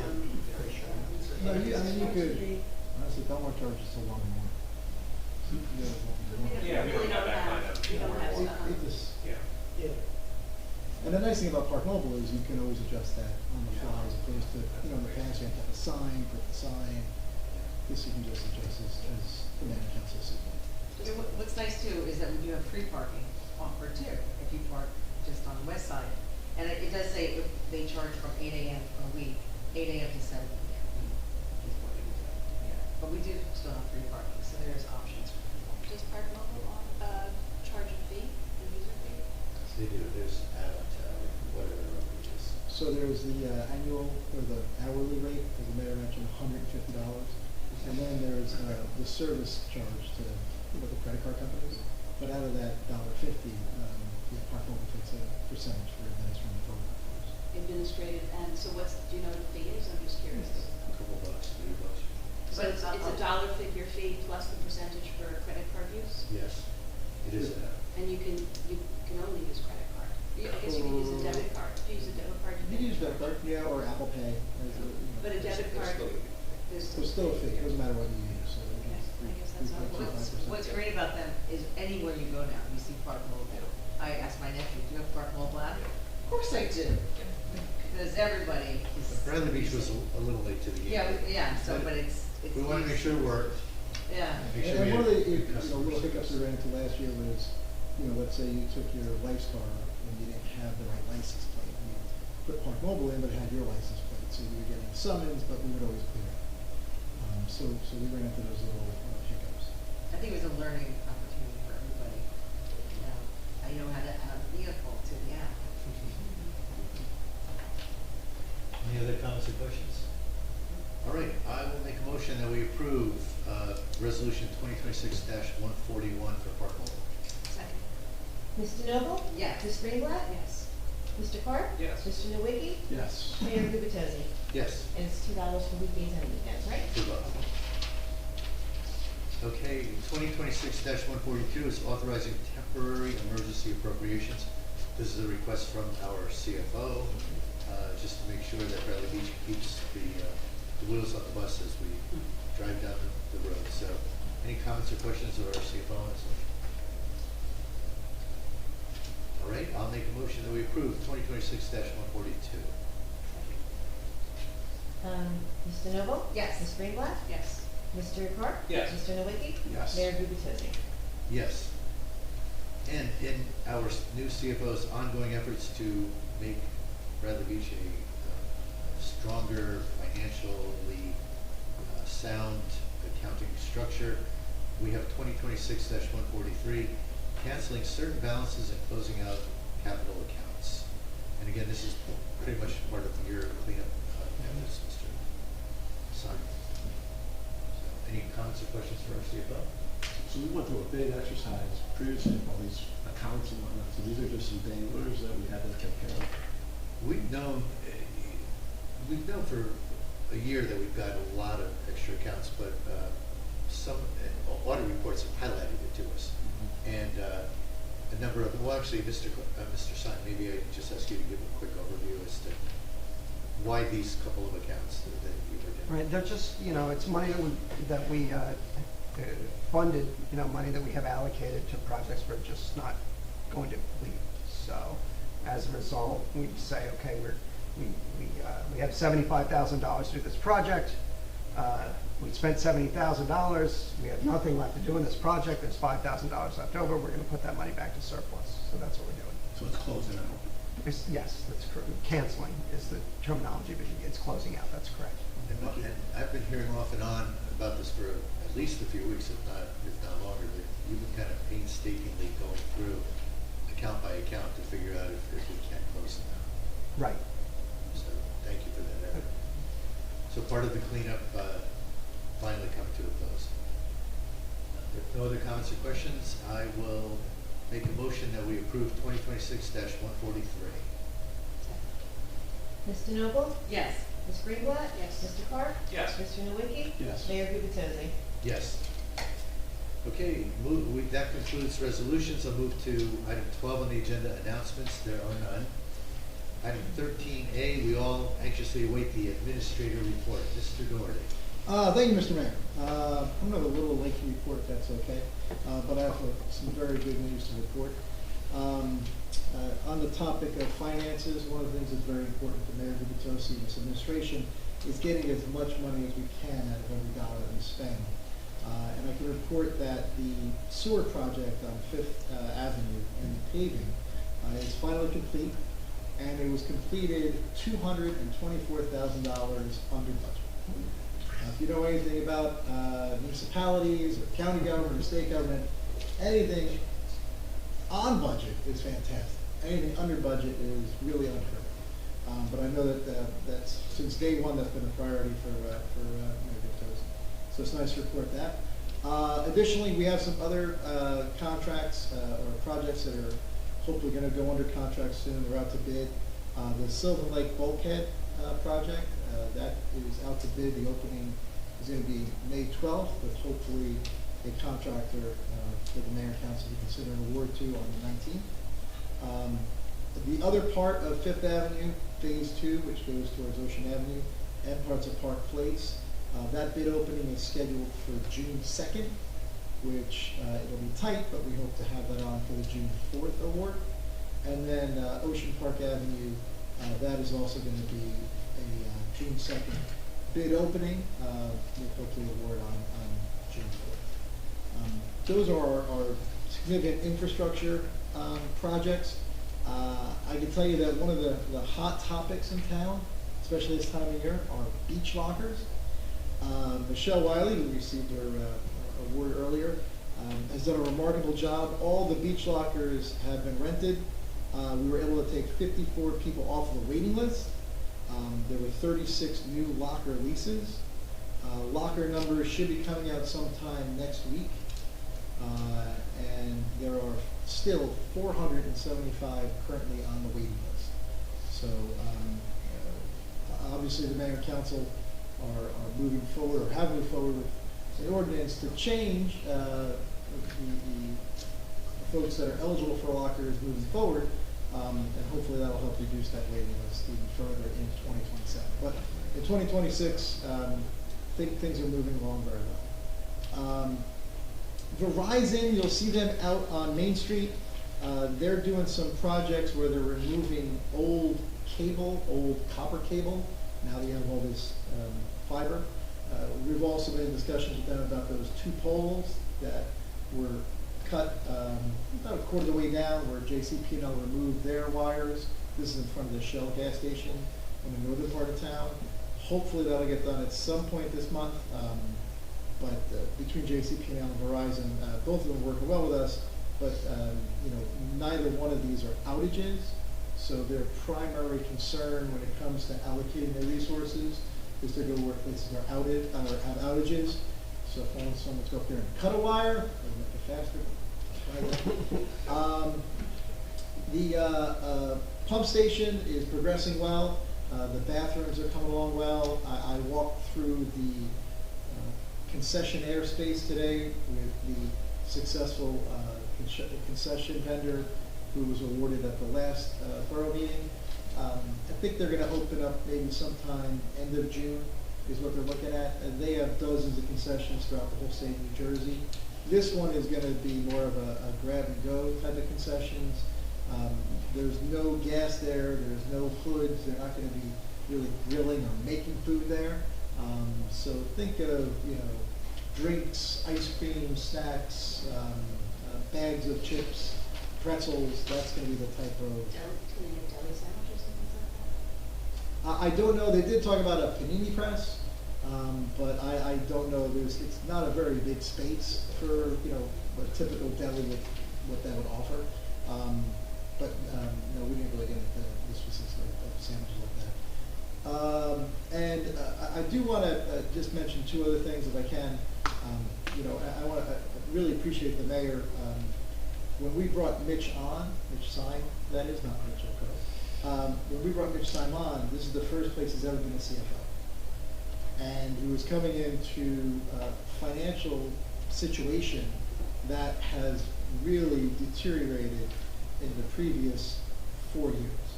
So we're still unwinding this. And Mitch has been working Saturdays, Sundays, in the evening. If you know Mayor Gubitosi, he works every evening. So Mitch is, on the phone with him, could have been Saturday nights, Sunday nights, it didn't matter, to get his arms around this, and as the mayor mentioned, really get into the trenches and the details, line by line. And, you know, the municipal budget is pretty complicated, particularly when you have a beach utility, you have a sewer utility, you have a general fund, right, a current fund, and you got parts of a current fund. The presentation he gave made it look pretty easy, but I can tell you that there was a lot of labor and effort put into it. And, you know, while he might not have been the traditional person to hire in this position, I think without a doubt he's proven himself overwhelmingly in these last 30 days, really, of tackling this behemoth of a budget. I mean, I shared with the mayor, when I was mayor in Belmar, we never had these issues, nothing close to it. Everything was much better accounted for, whether it's in Edmonds or actually in the bank accounts, than it has been in Bradley Beach. So hopefully moving forward will be smooth sailing. And then also, you know, we did mention the three folks before, JR and Biagio and Michelle. And I can tell you from my experience, I've only been in Bradley Beach a little over a year, but I have about 20 years experience in municipal government, state government. And folks like that don't stay around unless they have a strong dedication to the community they serve. So, you know, Biagio did mention that, you know, working here put his kids through college, but it's that type of effort that you see every day in a small town like Bradley Beach that the residents, and I know I'm lucky to work with them, Erica feels the same, being lucky to work with them on a daily basis. So all three of them really are tremendous. And to wrap up, Mayor, I know this is also important to you. The Mets game was postponed today in Colorado because of snow. So I think it's cold here. And could be snow. It served the purpose of putting Mets fans out of their misery. That's true. They can't lose today. They cannot lose. Two questions. Thank you, Mr. Mayor. Oh. I have two questions for you. With regard to the next sewer projects, the Ocean Park and Fifth Avenue Phase 2, even though we are going to be awarding in June, are we, just to confirm, we're waiting to start the work for just after the summer? Councilman Novaki, what are your thoughts? Yes, September after the summer season, because those two sewer projects are from Ocean Avenue to Madison on Ocean Park as well as on Fifth, and it's just going to be too disruptive to the timing on Ocean Avenue and County Road. So we'll be doing those in September. And then a less important question is the former pump station. At some point when we ribbon cut out there, are we going to give it a name? Instead of the former pump station? I don't know if I told you this yet, but it's the, did you tell her, Mr. Mayor, it's the Shauna Big Black pump station? No, I can tell you that you guys do have an opportunity to name it. I mean, it's kind of naming rights. It's kind of. That's not a bad idea either. Sell the naming rights. Sell the naming rights. Sell the naming rights, there you go. 50, was it 51 Ocean Avenue? Or Well, we 54 call Ocean? it 54 Ocean Avenue, even though that's not its address. Right. I don't know where that came from. But no, we should absolutely do a ribbon cutting. And But yeah, naming it. you make a great point. We could name it something. Yeah. The AT&T Pavilion. We need a sponsor, yeah. Does that conclude? Yes, sir. That's all. Thank you very much. Thank you, Mr. Doherty. All right, we will move now to mayor and council reports, and we'll start with Councilman Clark. Okay. The Environmental Commission, everybody was in Aruba or otherwise, they did not have a meeting, so it was in a forum. I also met with the community development people for construction and code enforcement. That's where we collaborated a lot on the bamboo and dumpster ordinances. For the fire department, for last month, the department responded to 4 day calls and 2 night calls for a total of 6. 5 alarm activations and 1 exploded power transformer. The department conducted 1 department-wide training, and there were no requests for mutual aid.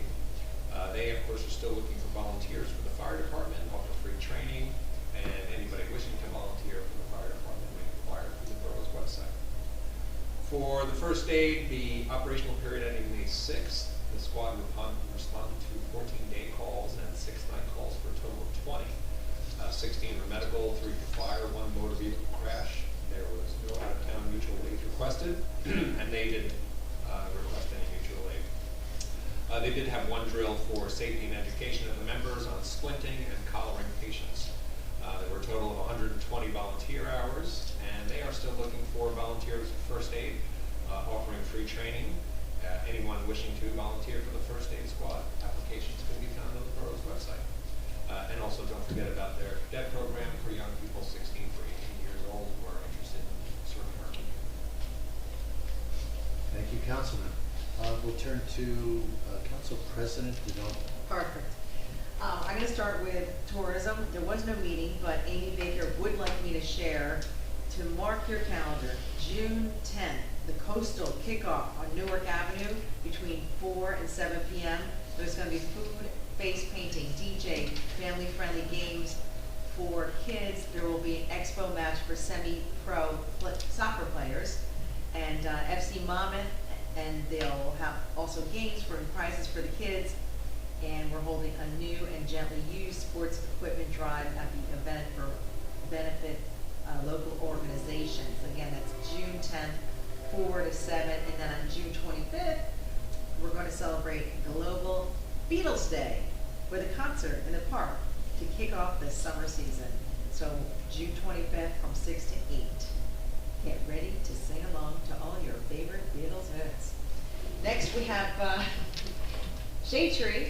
They have a meeting tomorrow, but today kicked off the planting. 66 trees are going into our borough. We're going to be just flush with trees. This Friday, Arbor Day, the mayor will be at the school, and we will be doing a presentation to celebrate the day with the elementary school students. And I'd also like to thank Councilman Nowicki for including the Shade Tree Commission in the Sylvan Lake planting and the Main Street planting. They are, the commission is striving for biodiversity. In the past, we had a monoculture of ash and pear. Ash fell to the emerald ash borer, and we had 200 trees die. And then the pear trees only last 20 to 25 years, and now they're banned because they're invasive. Yes, they're on that list as well. So hopefully we'll get a lot of, the 10, 20, 30, where we don't have too much of one species, genus, or family, and we can start that nice biodiversity of trees. So that's all good news. Oh, speaking of good news, I couldn't wait to tell everybody, so I put it on Facebook. But I'm incredibly proud to share some wonderful news regarding our borough school district.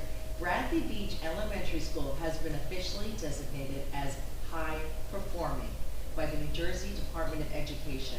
This designation is the result of a rigorous review under the state's accountability system, which evaluates schools across 5 key areas. To earn this title, a district must score 80% or higher in every single category. While our district has been working toward this for a long time, a recent review confirmed that our scores have risen to 83%, meeting and exceeding that final benchmark. As Board President Elizabeth Franks, or Dr. Franks as we know her, noted, achieving this status has been a primary focus for the board and the administration for the last 10 years. This is a massive milestone for our community, and I want to congratulate the superintendent and principal, Dr. Michael Heidelberg, the Board of Education, and especially to the dedicated staff and students whose hard work made this possible. This achievement confirms the great things that are happening at Bradley Beach Elementary School, and it sets a positive direction for the future of our borough's children. And tonight is the Board of Ed meeting, and they are going to finalize their budget. And I want to also share a couple of things. I'd like to thank the Southern Monmouth elected women. We had our quarterly meeting, and it was elected women from Avon, Belmar, Spring Lake Heights, Neptune City, Wall, Seagirt. We have council presidents now. We think we have 3 mayors in our group there, and we share ideas and services. We talked about that as well. And in addition, I attended the New Jersey Film Expo at the Meadowlands last week, and we are going to have a meeting with them and talk about the ins and outs of being film ready. So stay tuned, I'll keep you informed. And that completes my report. Thank you, Council President. I'll turn to Councilwoman Greenblatt. Thank you, Mayor. I'd also like to add, just having met with Amy Baker and Palmer Champion, that July 1st, which is a Wednesday in the afternoon, the borough will be celebrating the country's 250th. And it will be a really fun celebration with more details to come. So for my council reports, recreation, the rec center held its grand reopening this past Saturday with a ribbon cutting, pickleball, face painting, and treats sold by the PTA. The courts were busy with pickleball players and children enjoying the new playground. Many thanks to Courtney Pappas, the borough, and our engineers. Recreation is hosting Mother's Day flag football this Friday, May 8th, 5:30 at the rec field. Registration is $20 to $25 per person, which includes food options and a t-shirt. Come join the fun and celebrate Mom. The Senior Club's next meeting is May 27th, noon to 3 at the Biazzi Center. Mahjong Open Play runs every Friday, 1 to 3, also at the Biazzi Center. Spring Bocce League sign-ups opened yesterday and probably filled within the first 2 hours, I think. The program runs June through July, 6:30 p.m. with Tuesday, Wednesday, and Thursday sessions. Go to the Recreation Department's page of the borough website to register. Summer Camp 2026 runs June 29th to August 14th, Monday through Friday, 9 a.m. to 3 p.m. Registration is closed and camp is full, but if you're interested, be sure to put your name on the wait list, which will be determined on a first-come, first-served basis. Enrollment will be updated mid-May to early June. There are still a few spots open for Marine Science Camp, which runs July 27th to the 31st, Monday through Friday, 9 a.m. to 2 p.m. for ages 5 to 12 at Memorial Park in Neptune City. The Recreation Committee's next meeting is Monday, May 11th, 6:30 p.m. at the Rec Center. And my Arts Council report. The Arts Council met yesterday, May 4th. Fun was had this past Sunday at the Acoustic Coffee House Singer-Songwriters Showcase at the Perfect Perk. There was a steady stream of people, about 60 all told, who came to enjoy an afternoon of local music. Thanks again to the Perk for graciously hosting the event and Arts Council member Carol Lester. The first annual Arts Fest is Saturday, July 27th at Riley Park, beginning at 12:30 and running through 9 p.m. It's an afternoon of live music, interactive arts and dance programming, ballet performance, a gallery opening at Posh Real Estate, and an evening of singer-songwriters at Gruber's.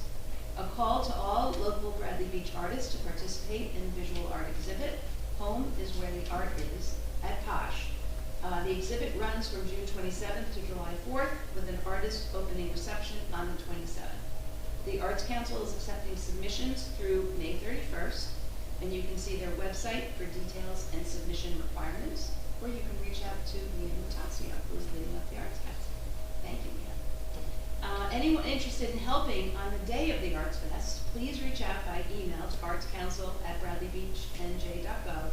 No experience required, just enthusiasm for the arts in Bradley. Their planning meeting for the Arts Fest is scheduled for next Monday, May 11th. The Fletcher Lake Commission has not met since our last council meeting. They will next meet on Thursday, May 14th in this council chamber. And I prepared a little bit of my perspective since we were asked what our point of view was regarding gas leak blowers. I know that the resident who asked, I don't believe is on Zoom, but for the record, I would just like to share my perspective. While I'm generally in favor of seeing the removal of gas leaf blower use, primarily because of greenhouse gas emissions and their impact on our environment and health, I have the following concerns regarding passage of this restriction at this time. One is timing. Putting this restriction in place while we are in the landscaping season places real undue hardship on landscapers, their contracts with customers, and their ability to be able to invest financially in new equipment or change their model and rake or sweep. A change in protocol may increase manpower numbers and add time to each job. This pivot would be better implemented with time and planning before the landscaping season. Putting our money where our mouth is. If we legislate no gas leaf blowers for residents, we need to do the same in our public works protocol. This represents an outlay of capital in switching out equipment and/or changing practices which may require greater manpower and time.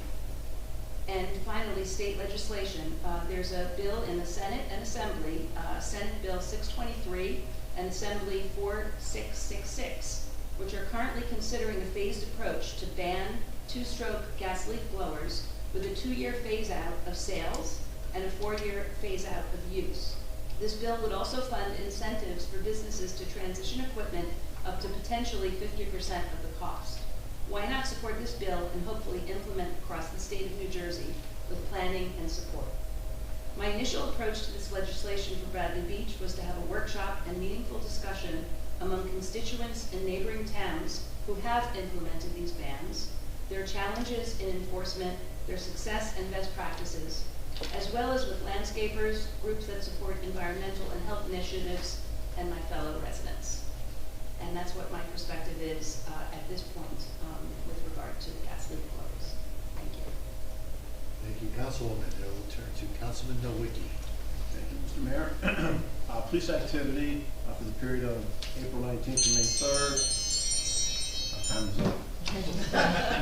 April 21st, 2026, Main Street and Main Avenue, 51-year-old man from Neptune, New Jersey, was arrested and charged with disorderly conduct and several motor vehicle violations after he became uncooperative and began yelling profanities during a motor vehicle stop. He also had an outstanding warrant from Asbury Park. Patrolman Daniel Crow, Patrolman Anthony Badalamenti made the arrest. On April 23rd, 701 Main Street, a 31-year-old man from Bradley Beach was arrested on 2 outstanding warrants. He was later released after posting full bail for both warrants. Detective Gregory Pancha made the arrest.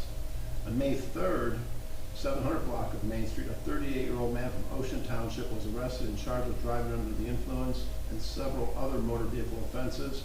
Patrolman Daniel Crow and Patrolman Badalamenti made the arrest.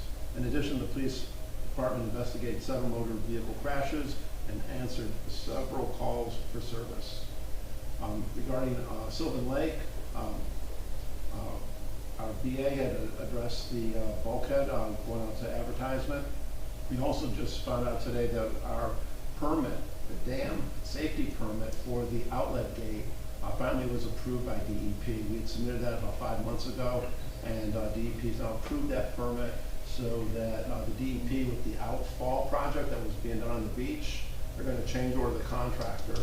It looks like the contractor was done. He's not done. He just went dormant because of the environmental restrictions on that contract. And so he's going to now potentially be mobilized very soon to do the gate work. We're going to end up, DEP will be negotiating that with advice from Borough Avon as well as Bradley Beach on how and when are we going to do that work. So that's going to happen, and we've been talking about this for about 6 months. So this is, again, a critical infrastructure project that controls the water leaving the lake. So that's really important. In addition, in Sylvan Lake, we have what's called the TAC, Technical Advisory Committee, that's made up of Monmouth University, the Littoral Society, engineers, environmentalists, and both boroughs. And they are advancing, looking at how are we going to submit for permits for the dredging of the lake ultimately, and we're looking for how to get funding for that dredging, for the ultimate solution of the lake. Meanwhile, we're taking care of all the infrastructure elements, but the actual dredging, removal, and building of living shoreline and beneficial reuse of that sediment from the bottom of the lake, either disposing of it or using it those plans will be getting developed and being shared with the community sometime in the next several months. So again, we're continuing to advance and make progress on the lake. So that's my report. Thank you, Councilman. Just on that note, I mentioned this, I think last time you gave us an update on Sylvan Lake, so I'm going to say it again and probably a few more times over the next few meetings. What we, Bradley Beach, are in the early stages of accomplishing is truly historical in what we are doing to Sylvan Lake, because Sylvan Lake is set for over 20 years with every council person, every local politician lobbying for ways to dredge that lake, because if you don't dredge that lake, it will die. In many spaces, it's 1 foot in depth.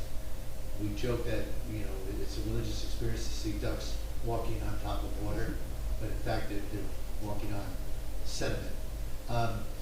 And Paul, when you mentioned the TAC committee, there's 15 or 20 people that meet every couple of weeks, you know, once or twice a month, with engineers and environmentalists and lawyers and council people, the mayors of Avon and Bradley. This lake has never had this level of attention that I'm aware of it. I just can't imagine it has. We've already secured, working together with some of it on our own, some of it the prior administration, Mr. Larry Fox, some of it current, some of it through Avon. We've already secured grant funding that's very sizable in nature to repair the bulkhead on our side of the lake, to extend the promenade. And that promenade, again, a very critical protection for the borough of Bradley Beach at the south end of town, because right now that is the low point in town, and we are susceptible to ocean surges there. Back when Sandy hit, flooded the lake, it flooded all the properties around the lake. These are truly historical undertakings, and I'm very excited about the fact that we've got all these experts and evolving sources of funding to get all this stuff done. The challenge will be, and I'm going to say this a few more times, we are very likely to have disruption during our summer, especially at the south end of town, southeast corner of town. And if there was any way around it, this council is super sensitive to those concerns. Nobody wants to have any construction taking place in the summer, but a lot of our funding expires at the end of this calendar year. There's stuff we need to do. We would have started it 5 months ago, but we needed all sorts of DEP approvals and so forth. The good news is we seem to be moving forward. The bad news is some of that work is going to take place during the summer. As soon as we know when, we will communicate it to the public. There is no cover-up. There is no desire to keep anything from the public. We truly don't know in certain instances if we're even going to receive approvals. And if we should receive approvals, we're not sure when. We aren't looking at going out to bid, because we are trying to keep the ball moving, but as soon as we know information, we will share that with the public. Flyers, open communications, newsletters, website postings. We're talking about setting up a separate area of our website that folks can go to for regular updates. We are very much aware that there will be disruption during the beach season. We want to minimize that to the extent possible, but that is a significant issue for all of us, and of course our residents. I am amazed that Ashley Fogley, our librarian, who I am the liaison to the library, and for every council meeting, she gives me a list of 1 million things that the library is doing. And every council meeting, I read 5 or 6 of them because I want to give folks a sense. But please, if you're looking for activities for yourself, for children, for grandchildren, for aunts and uncles, check out our library website because it's amazing the amount of things they do. I'm going to read a few of them. One is we have a photography contest that the theme of it is history. Children 0 to 12 can, 0 might be a little young, but children up to 12 years old can enter it, and it's limited to 1 entry per person, but photography about history, submissions can go through now through July. And there are weekly programs, Mondays, Legos and games, Thursdays, drop-in crafts for kids, pick-up crafts for kids and adults throughout the month. I'm skipping, there's a lot here. One Beach, One Read. I'm getting to One Beach, One Read. That's the important one that I got. On May 12th at 6 p.m., One Beach, One Read. Have You Seen Louise Velez is the book by Catherine Ryan Hyde. That will be at the Bradley Beach Firehouse. Again, May 12th at 6 p.m. There is another One Beach, One Read at the Bradley Beach Elementary School, May 14th at 1:40 p.m. Again, if you have children who want to read a children's book, try to make it to the Bradley Beach Elementary School. There's a Social Security and Retirement Income Planning Workshop for folks contemplating retirement, giving ways to optimize your Social Security and reduce taxes and hedge for inflation. And there's so much more. Children reading to dogs, children helping to practice their reading, but of course making it fun because they're interacting with dogs. And there's a yarn club, and there's mahjong, and so much more. So go to that Bradley Beach Public Library website. There's also tons of online resources, e-books, e-magazines, streaming video, and so forth. So lots going on at our library. I did not do it justice, but go to the website if you're at all interested. I also came prepared to give my thoughts, as Councilwoman Greenblatt mentioned. We agreed that if the feeling struck us, we didn't vote last week, if you recall, or last meeting. If you recall, there was an ordinance that Councilman Karp decided to withdraw because he did not have the support of council that was related to the gas leak blowers. I committed that I would read my thoughts, so here are my thoughts. And regarding my thoughts regarding the possible ban on gas leak blowers from for the period mid-May through September, it was roughly 4.5 months. First, I want to thank Councilman Karp, who worked hard to develop legislation that he hoped would serve all. I learned a lot from his efforts, and still, at our last council meeting, I was prepared to vote no on the proposed seasonal ban on gas leak blowers. The goal, reducing noise and improving summer quiet, is valid. Electric blowers are more quiet. Other concerns were raised regarding emissions from gas leak blowers. While not related to noise, I did consider these concerns. However, my role is to weigh those benefits against the potential cons that we would create. First, our draft proposal was limited. It applied only to gas leak blowers for roughly 4 months during the summer, while other two-stage engine equipment would continue year-round and gas blowers return in the fall. Second, landscapers and small business owners made clear this would hurt their livelihoods. Electric equipment can take significantly more time and requires more costly batteries and charging. Productivity losses for landscapers would be significant. Third, these restrictions could raise costs for residents and/or reduce available services to residents. My research indicates that roughly 5 municipalities have bans on gas leak blowers in New Jersey, and that roughly another 15 have seasonal restrictions on gas leak blowers. This is roughly 20 municipalities out of 564 total municipalities in New Jersey. This said, the state of New Jersey is still considering broader, more comprehensive solutions, possibly with a 3 to 5 year phase-out period and financial support for affected businesses. I think it will be more prudent and more effective to attempt to resolve environmental concerns with two-stroke engines at the state level rather than attempt local, partial, meaning limited, measures to restrict the use of gas leak blowers.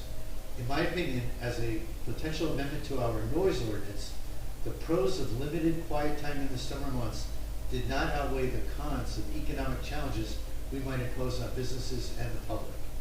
For these reasons, I did not believe the benefits outweighed the drawbacks, and I shared my concerns in advance with Councilman Carr.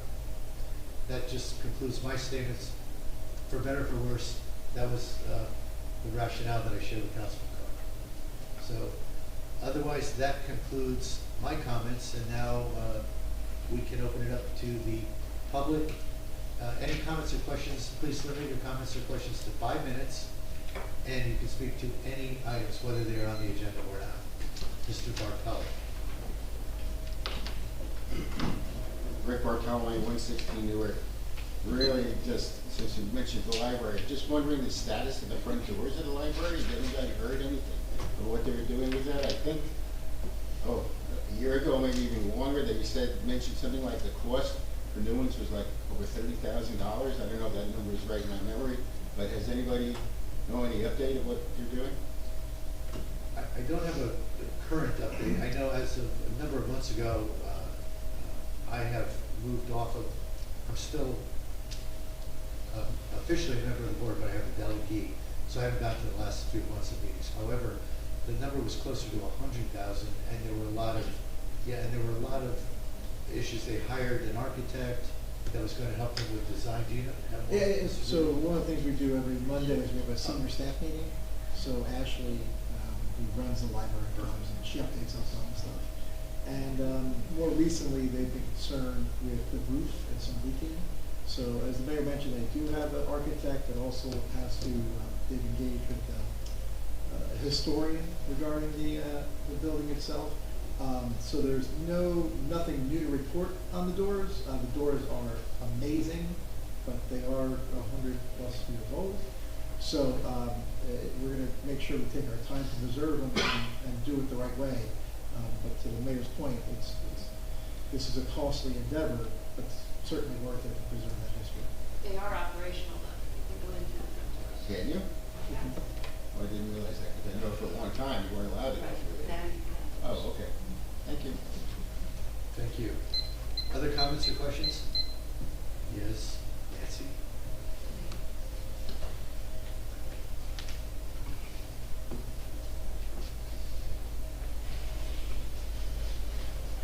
Nancy Meadow, Ocean Park condominiums. I want to underscore how appreciative I am with the money you found and added and/or increased. I'm delighted that we're charging more for parking on Ocean Avenue, because you should have charged more for beach benches. I do wonder, because I asked, not you, I guess it was 2 BAs, and I think I only dealt with one financial person who put in the budget that the fees from the parking go to the current fund, which I never quite understood because, you know, Ocean's supposed to go to the Ocean Utility. They go to the beach fund. Okay. They're all in the beach fund now. We moved them there. Thank you. That was not shared with me. Perhaps everyone else. So that's a good thing. So I'm thrilled. And always increasing revenue is great. And I think you're very, even though I disagree with a lot, and I'll underscore that word, I do think you do your best to be good stewards of our money. So that being said, and I've complained about this to 2 people, and they're tired of me, and I grant that, but they're not as exhausted as I am. We spent money on a new sign for Main Street for the rec center. Purpose of that sign, in my opinion, is to inform people on the street of upcoming events at the rec center. I'm pleased to say that it was changed somewhere between Monday morning and this meeting from an expired event. It's my understanding from this meeting, as well as previously, that summer camp is sold out. I don't find it a good bang for my buck that we are not advertising a Mother's Day event that's this weekend, but we're advertising summer camp. I can't wrap my head around it, and this happens after every event. There's some lack of specifics or thoroughness that happens there. And that's in other areas of the town and other departments or whatever. So while you map out our future and continue to do a great job with things that help my life, I hope you can address the little teeny things that really should not take much of an effort. And that being said, I know that this is being impatient. Is there any update for railing at the tennis courts, or are we not there yet? It is in the cement already. Oh, really? Why didn't you make me go look? I figured you would send me a picture of it. No, you should have sent me the picture. Mr. Really? Capone jumped on it when we asked him, could we get a railing there? He said it should be there already. Ooh, that's excellent. Thank you. Like you say, it's the little things. It is the little things. Because I'm just one person and not much time ahead. And it is the little things that make my life better. And you do handle the big things well. And I do acknowledge that. Thank you. We are trying, thank you. No, that's it. Other comments? Yes, Mia.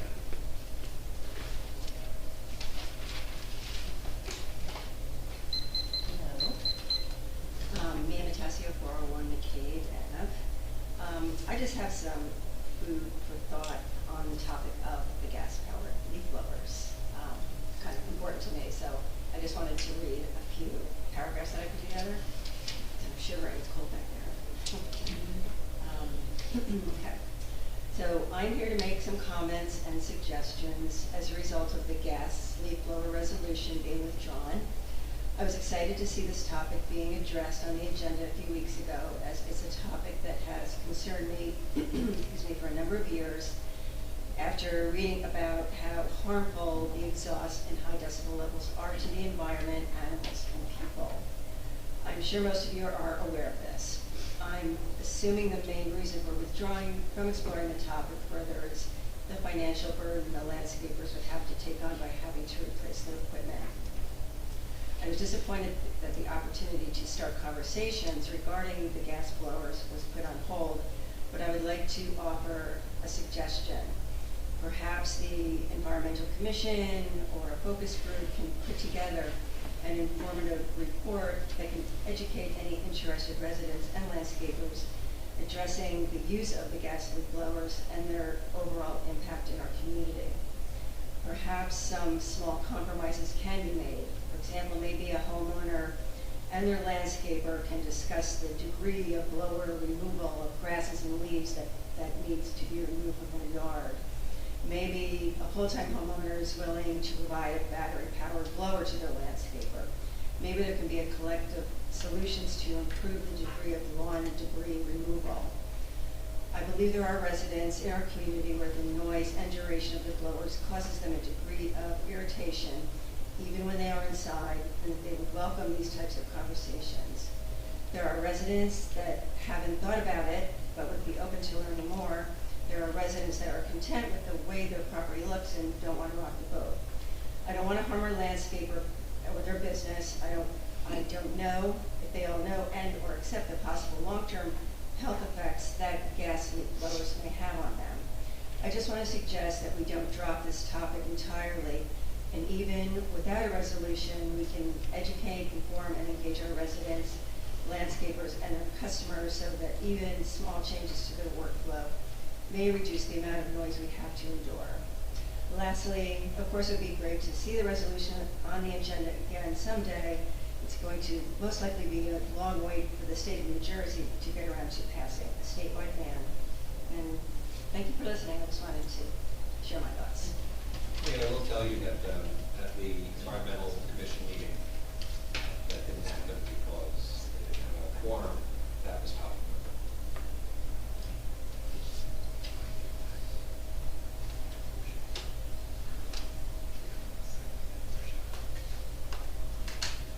All right, I got distracted. Sorry. It's either my right side or my left side, but there's always It's someone. not me. I know, there's some questions. Any other comments or questions? Yes, sir, Mr. West. Bob West, 518. This is not intent to rain on anybody's parade. This is going to be a question / statement regarding the block party, 400 Fonda. Is scheduled from 5 to 9. I thought in previous talk, block parties were to end half an hour before sunset, which on that date is about 8:30. So other residents were told that their parties had end, so that would put that party at 8 o'clock. So just this question, this one's going till 9. Like I said, I don't necessarily want to ruin anybody's party, but just in previous statements that has come up. No, I think whatever our ordinances say, none of, at least I don't think any of us voted on this knowing it was intentionally going beyond what our ordinances, so I'm just curious, Terry, do you got it? I don't know that one offhand, that's something we have to look up, but I can certainly look up. I mean, it's a very good question. Before sunset, Yeah. other people were denied their block party for that reason. statement, question, comment. Okay, Mr. Jordan, can we just make a note to follow up on that? Yep. We just follow up. We'll make sure that I don't think there's any thought of not complying. Certainly not. And, you know, I think once it starts getting dark, it's going to shut down, so pretty sure. Just comment, statement, thank you. By the way, you're not invited. I know. I know, definitely not invited now. Not now. That's great. They always please the guy. Thank you, sir. Any other comments or questions in the audience? No? Any comments or questions on Zoom? No, I'm looking there, they're looking. All right, I see no other comments or questions, so next item is executive session. Mr. Cannon, how long do you think executive session should last? 10 minutes, according to Mr. Doherty, which I agree with. All right, so I'll make a motion that we move to executive session and let the public know we expect to return in 10 minutes or so. Second. Mr. Noble? Yes. Ms. Greenblatt? Yes. Mr. Clark? Yes. Mr. Nowinski? Yes. Mayor Gubitosi? Yes. Good job. Sorry. So,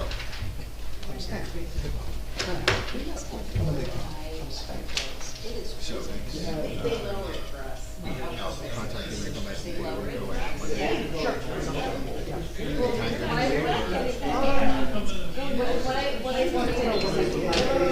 I'm getting on Sunday night. Yeah, on Monday. On Monday. You'll get me that ad? You'll get me that ad? What I gotta get you? The ad, the budget ad. Tonight? Yeah, we just need the budget, right? Yeah, just the thing you want in the paper with the Excel. The Excel, you send us Excel? Yeah, I got all that, I got the yeah, okay. Somebody caught the date. Thank you. I caught the date as I was sitting there, but I wasn't going to interrupt you, because I already knew. Yeah, I thank you. Yeah, okay. Okay. Yeah, I'll talk to Thank you. Hey, how are you?